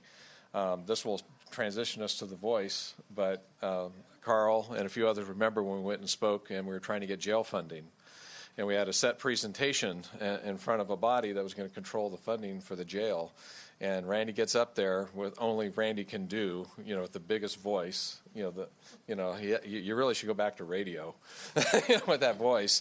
But he was so commanding in what he had to say, and that made a difference. One of my peers who was sitting on that committee actually referred to, he couldn't help himself. He was thinking it kind of like an Evan moment in the middle of this professional presentation, and he said, I felt like I was just in the presence of the Lord because of the way Randy, just with his booming voice and presence, delivered all that, and that had a big impact. And that's just one of the stories which ultimately led to another award of millions of dollars for that new jail. But back to The Voice, it ties into so many other things. And back to the excellence, I just got to do it once while you're here. Randy has different ways to motivate us. Mr. Pedro, there's wimps or bedwetters. Or the other one is there's either results or excuses. So a little different ways to motivate us, but he did. But joking aside, the other part that I haven't heard a lot about, but it's also your heart, Randy. And some of us on staff said, man, we wish you could see more people. Anyone knows you knows this of you. But you're one of the kindest, gentlest, most generous people I've ever known. And you see that through the hospitality you show at your home. You see it as you give of your gifts, your time, talent, and treasures, not just here, but throughout this community. Habitat was mentioned. You've been a champion of the arts, both in Alpine, and Tuolumne counties. And you just are a kind, gentle man, and a gentleman, I should say. And I know that's rooted in your faith. And I think the Lord will be very pleased with how you've conducted yourself and represented him in all that you do. So keep trucking on, Randy. We know you will. And just thank you for your service to all of Tuolumne County. And I'm just going to give you this thing instead of reading it. All right.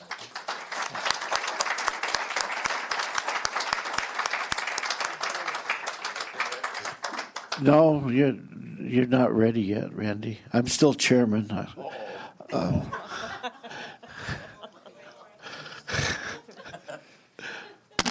Randy, you should come over here. We want to see your face. This is the firing squad. No. So our office, County Council, we actually want to honor all of our retiring officials. So you and Evan and Gary and Duke, because our office, we get to work with all of you on very complicated, difficult issues. It can be very stressful, but you all have also made work really enjoyable. So we wrote a little story that we will pay tribute to all of you. So, 'twas the night before a board meeting, and all through the fourth floor, the staff had been scrambling like never before. The agenda was posted by the door with great care, with the hopes that Wednesday soon would be here.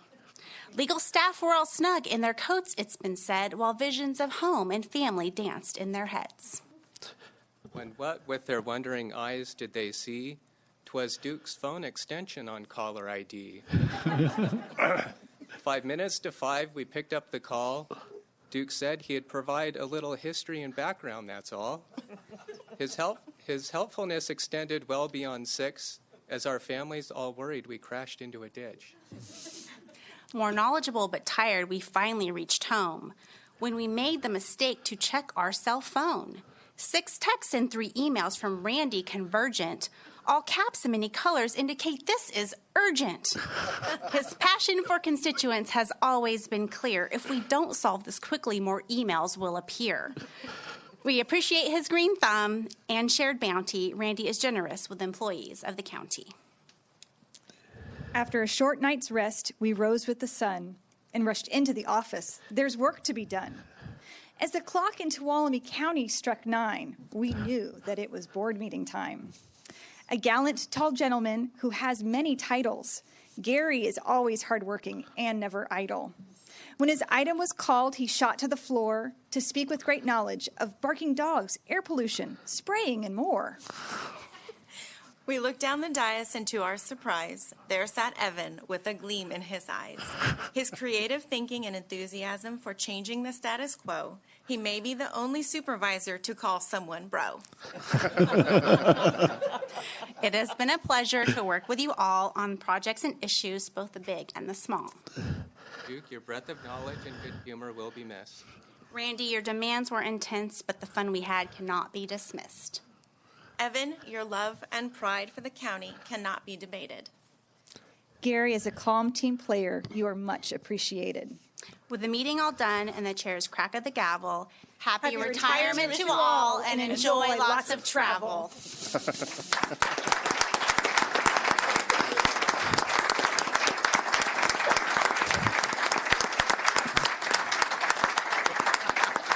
Okay, before I let Randy up there, does anyone else want to say anything?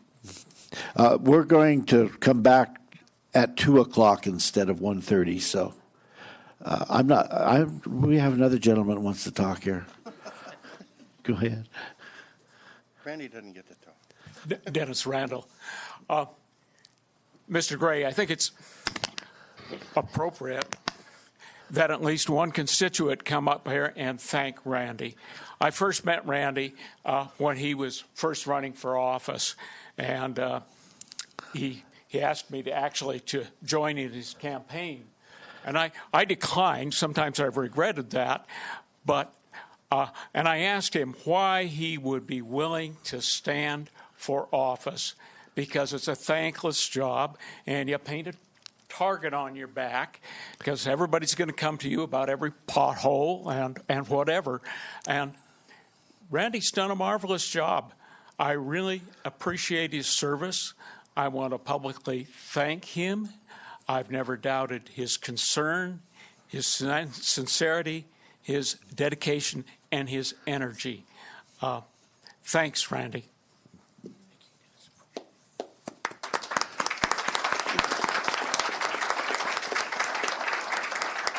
Supervisor Hanvelt, you have the floor, apparently.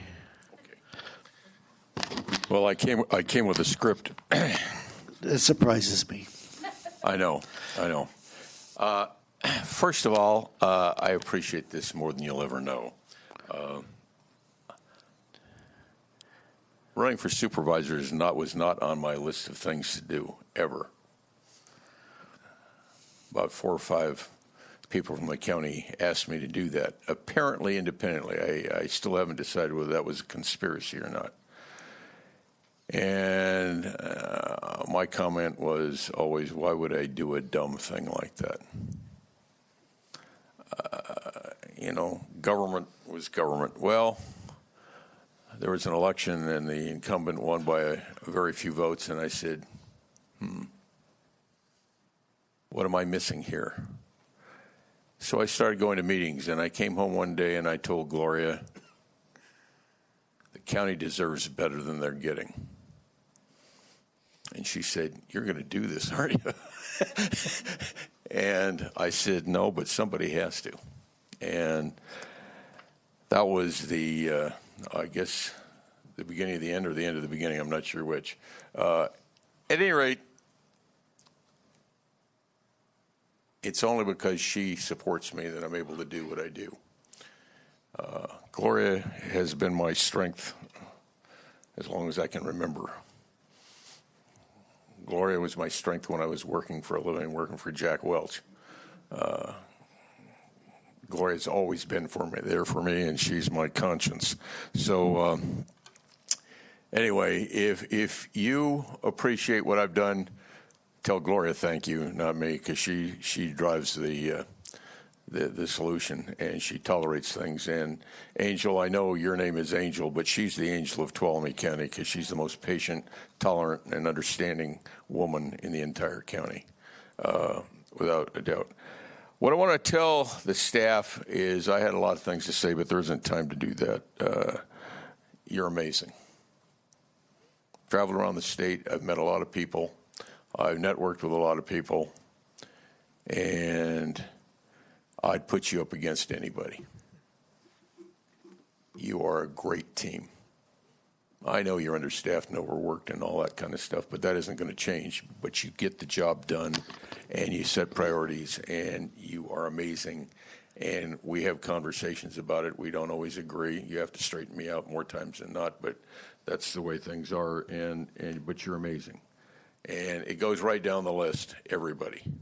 I will share with you, because you haven't heard it in a while, the reason I am the way I am is over here. And if you haven't heard the glorious speech, I'm going to give it to you right now, so pay attention. We've been married about 3 years. I'm going to classes and I'm working long hours. That shouldn't surprise anybody. But anyway, I looked at the books and I started chewing her out because I said, Gloria, don't you have to understand something? Simple equation. Income has to exceed expenses. You're spending money like a drunken sailor. You would give the government lessons in deficit spending. What are you doing? When I finished my tirade, she says to me, are you done? I said, yeah, I'm done. She had two things to tell me. She told me she still loved me. That was the good news. But now here's the line that makes the sense, and I implore you to pay attention. She says, I want you to understand it's not that I'm dissatisfied with your income. It's that I have great confidence in your potential.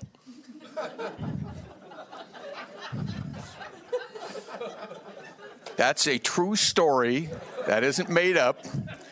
And Jack Welch used to use that with his GMs. He would say, congratulations, you've done a great job. You went beyond what we thought you could do. I know beyond what you thought you do. And when they got done applauding themselves and patting themselves on the back, he says, but we're not anywhere near where we need to be. Well, that's where we are, folks. We're not anywhere near where we need to be.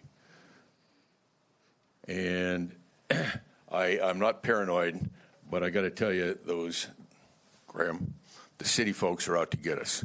They don't understand rural issues, and it's important that we stay connected, and you do that through the associations like CSAC, RCRC, and NACO. That's where the issues are happening, and our issues are common to a lot of other people, and we get it done in a group by advocating the right answers. I also want to tell you that for the last 6 years at least, you're reputed to have the best Board of Supervisor team in the entire state. And that's not me saying that, that's other people saying that. They notice how we work apparently in unison. We do all our fighting and disagreeing, but when the decision's made, we go after making it happen, and we don't argue about it anymore. That time is over. We don't look back, we move forward, and that's what you got to do. I will say that there's one thing that no one mentioned. I think Supervisor Brennan alluded to it. I've enjoyed being the 411 operator for the board and other people. I have all these contacts. They're always calling me and say, do you have so-and-so's contact information? And of course, most of the time I do. The biggest mistake you can do is give me your cell phone. Ken Pimlott learned that, and others. I never leave without giving somebody some advice on where they need to go. We don't look back because looking back is only for history and learning lessons. Where do we need to be? I only picked top 5. There's a lot more to it than that. And I'm going to give those to you now. And by the way, I've got copies of this for all of you. What are you laughing about, Liz? I got one for you, too. The first one is community safety and protection. Everybody knows what happened at Paradise. The lessons of Paradise Lost cannot be lost. We are slow learners. My first early recollection of a major firestorm that wiped out a community and caused a lot of damage was Oakland Hills, 1991. I want you to think about that, 1991. Laguna happened 2 years later in 1993. We've had a multitude of those issues since then. I thought the worst nightmare in the world for 70 days was rimfire. Boy, did I miss that one. That was bad. But just neighbor to us, Butte County and Lake County, at the same time, had these massive fires. They lost lives. They lost homes. I talked to Supervisor Teeter from Butte County, Paradise. That was his district. The whole doggone district virtually burned up. He lost his home. His in-laws lost their home. His family members lost homes. And he was running for his life. He told me in a conversation, I thought I was going to die. I thought we were going to die. So I want you to look at Tuolumne County. And Connie, I'm glad you're here, and Jim. We're set up for the same thing.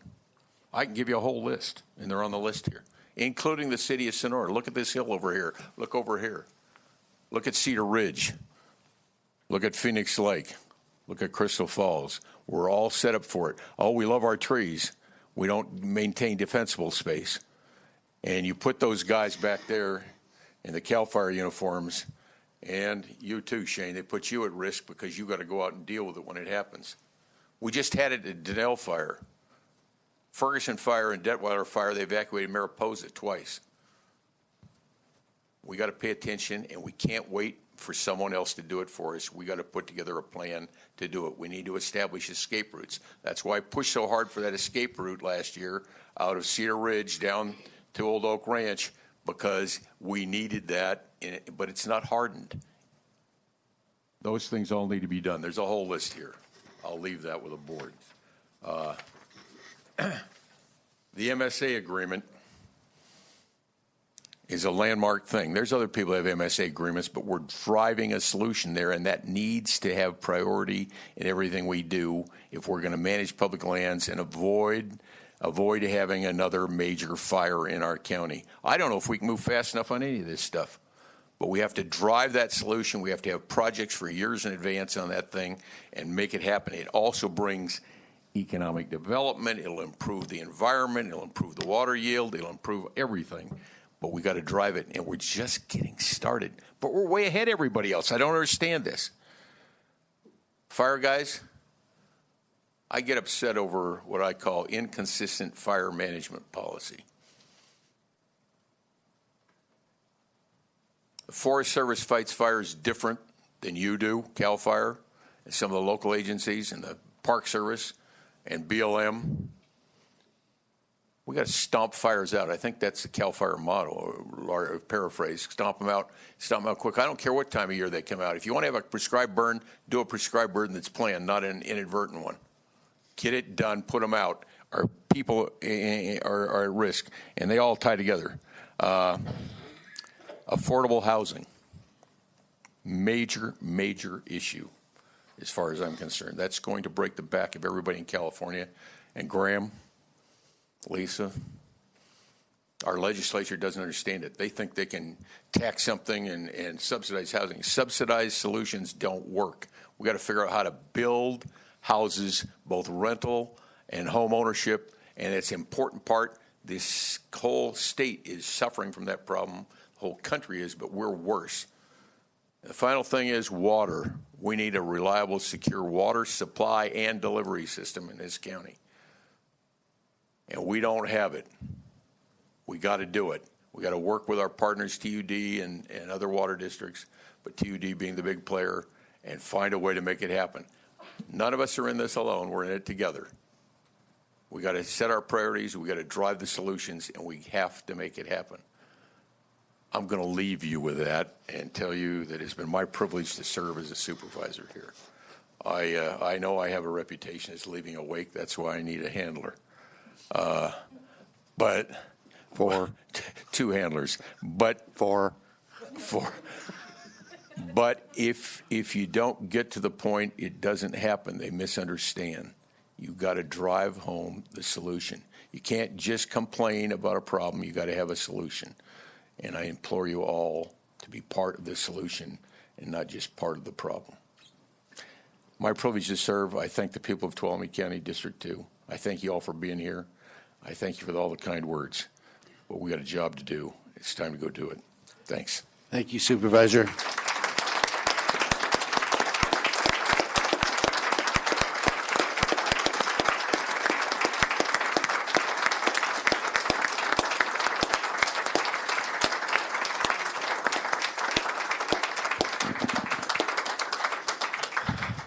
Okay, we're going to have lunch out here in the foyer, and we're going to come back at 2:30. that work?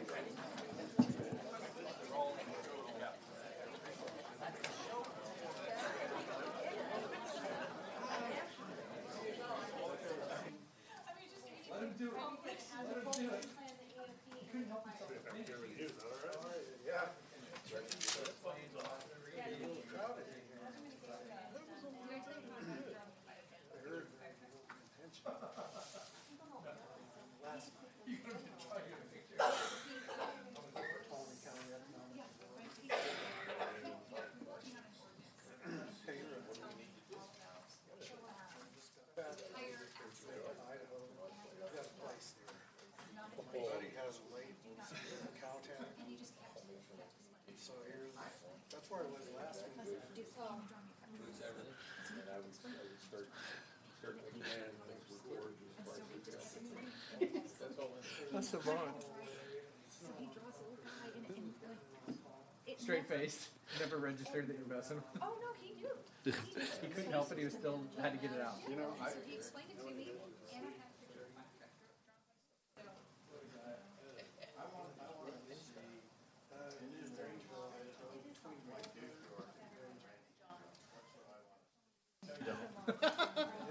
All right, going to call the Board of Supervisors meeting back to order. It's 1:30 in Tuolumne County. Would the clerk please read our 1:30 appointments? I just wanted to first mention that the second 1:30 appointment, the Cold Springs Development Company, has been pulled off the agenda. Thank so you. We'll just read the number one. It's a public hearing to consider Weinstein a vesting tentative subdivision map and an indemnification agreement. All right. Good afternoon, Quincy Yaley, Assistant Director of Development at Community Resources Agency. The project before you today is Vesting Tentative Subdivision Map 18-015, which is to amend a previously approved project that was Vesting Subdivision Map T06-061-1. This project is to allow the division of a 146.2 acre portion of a 392.8 acre parcel into 12 lots and a remainder. The project site is located on the northeast side of the intersection of Green Springs Run and O'Byrne's Ferry Road near the Horseshoe Curve, and is assessor's parcel number 6345028. The project before you is not only the subdivision map, but also an indemnification agreement. The applicant is proposing to relocate the internal property lines of the previously approved project, dropping 4 parcels from the project. There's also a request to amend or remove a number of conditions as outlined in your staff report. This is because either those conditions have already been met or are no longer applicable due to changes in regulation. I am here happy to answer any questions you may have. Any questions? Can we go straight to public comment? Public comment. It's a public hearing. Open up the public hearing for public comment. Afternoon, Supervisors. Bob Osborne, and I represent Alex Weinstein in his endeavor to amend the conditions. Quincy described it so well, I don't have anything to say unless you have a question for me. Thank you. Okay, thank you. Any questions from the board? Just comment, close the public hearing. I got wore out this morning. The conditions that we're changing, and just for clarification, that they are no longer needed, as you stated, because of the change in the concept of the property of the subdivision. Yes, the changes are being requested for a number of reasons. One is because the requirement has been met since the approval of the vesting tentative subdivision map.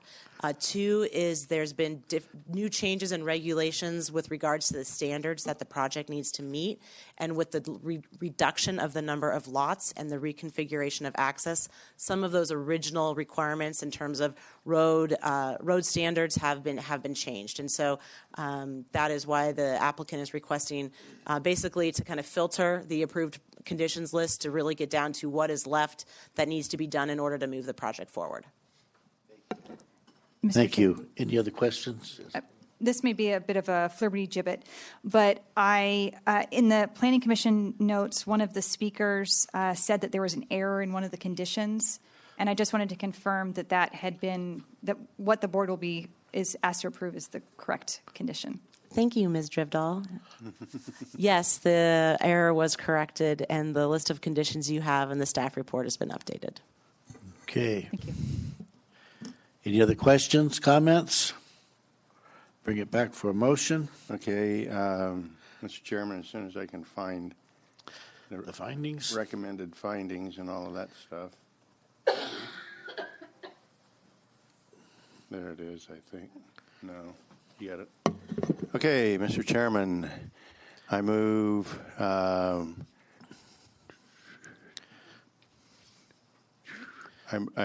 I move to approve the vesting tentative subdivision map T18-015 based on findings 1A through 1D of attached agenda report and approval of the indemnification agreement between the town of Tuolumne and Alexander S. Weinstein.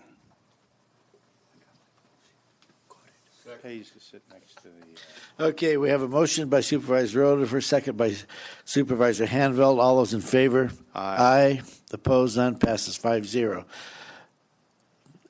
Last item on the agenda. Reports. Okay, County Council, any report? I thought of many things to report, but I'm under direction from the County Council to say nothing to report. All right. Thank you. Supervisor Rodifer. I said it all before, but and I know we've got one special meeting to go, but I'm going to miss the camaraderie and the hard work and effort on behalf of our entire county on our two departing supervisors. So thank you very much for allowing me to be part of your partnership. Supervisor Roy, any unfiltered comments that you'd like to make? I love you guys, all of our staff and our board. I'm going to miss you guys. That's why I did that intentionally. I didn't want to say it on the record, you know. No, I couldn't get everything out that I wanted to say, but I do want to say it now that I am going to miss all of you guys, and you guys are all my friends, and I love you guys. So that's the part that hurts. So. Supervisor Brennan. It's been a long, long morning. The only thing that I'd like to let everyone know, because it could take a little bit more time, is I was unanimously voted vice chair of the Sierra Nevada Conservancy last week, and so I will be spending a little additional time in Sacramento. Congratulations. Or don't they have a new executive director? Yes, and we did hire a new executive director. Jim Brenham retired, and Angela Avery will be the new executive director. Okay. Supervisor Hanveld. Well, wonders never cease. They have a gag order on Carlin Drivdahl. I find that amazing. That's fitting. Well, can we get a hold of it isn't amazing that they try to extend it put one to- on. It's amazing that she's abiding by it. Can we expand the scope of that gag order to include Supervisor Hanveld? No. I'm departing. There's no penalty here except for you. Look, I just got to say again, thank you to the board. You are the best board in the state. There's no question about that. And it's my privilege to have served and to work here. It was rewarding, and that's why I did it. I did it for the people of Tuolumne County and the staff.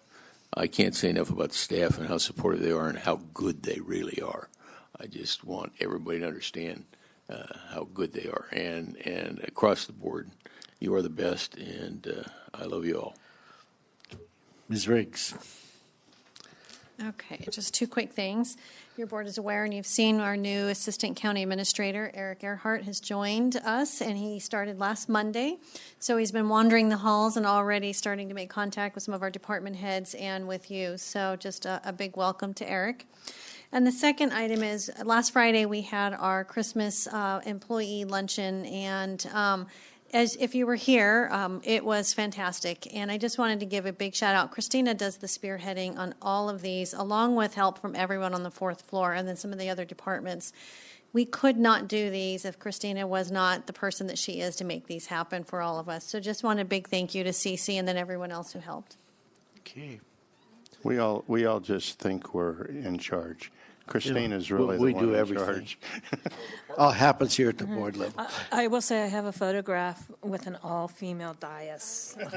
I will How be did it happy look? to share that with you. I don't know where all you guys were at the end of November, but I attended the CSAC CCBSA conference November 26th through the 30th, and I was also appointed Regional 3 District Rep for my association, and I'll be on the conference committee. It will be held in San Francisco next year. And we learned a lot about customer service, leadership, and personalities. So I'm reading all you guys right now. So you're the union shop steward? District 3 representative for my association. So I said union shop steward. Something like that, guess, I sort of. guess.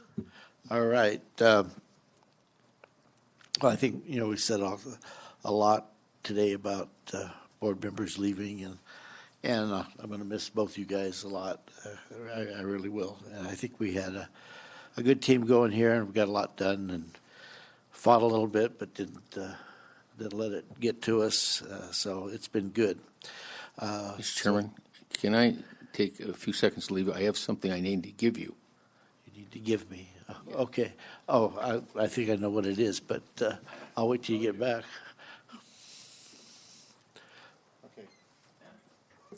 A list of things to do. I've got the list. What can we do to Randy while he's gone? So, but while he's gone, I'll continue a report. Oh, I got one too, yeah. Hey, is your office unlocked? That is a real, authentic Tuolumne County artifact. Thank you, Supervisor. I'll put it to good use. I can just think who I can use it.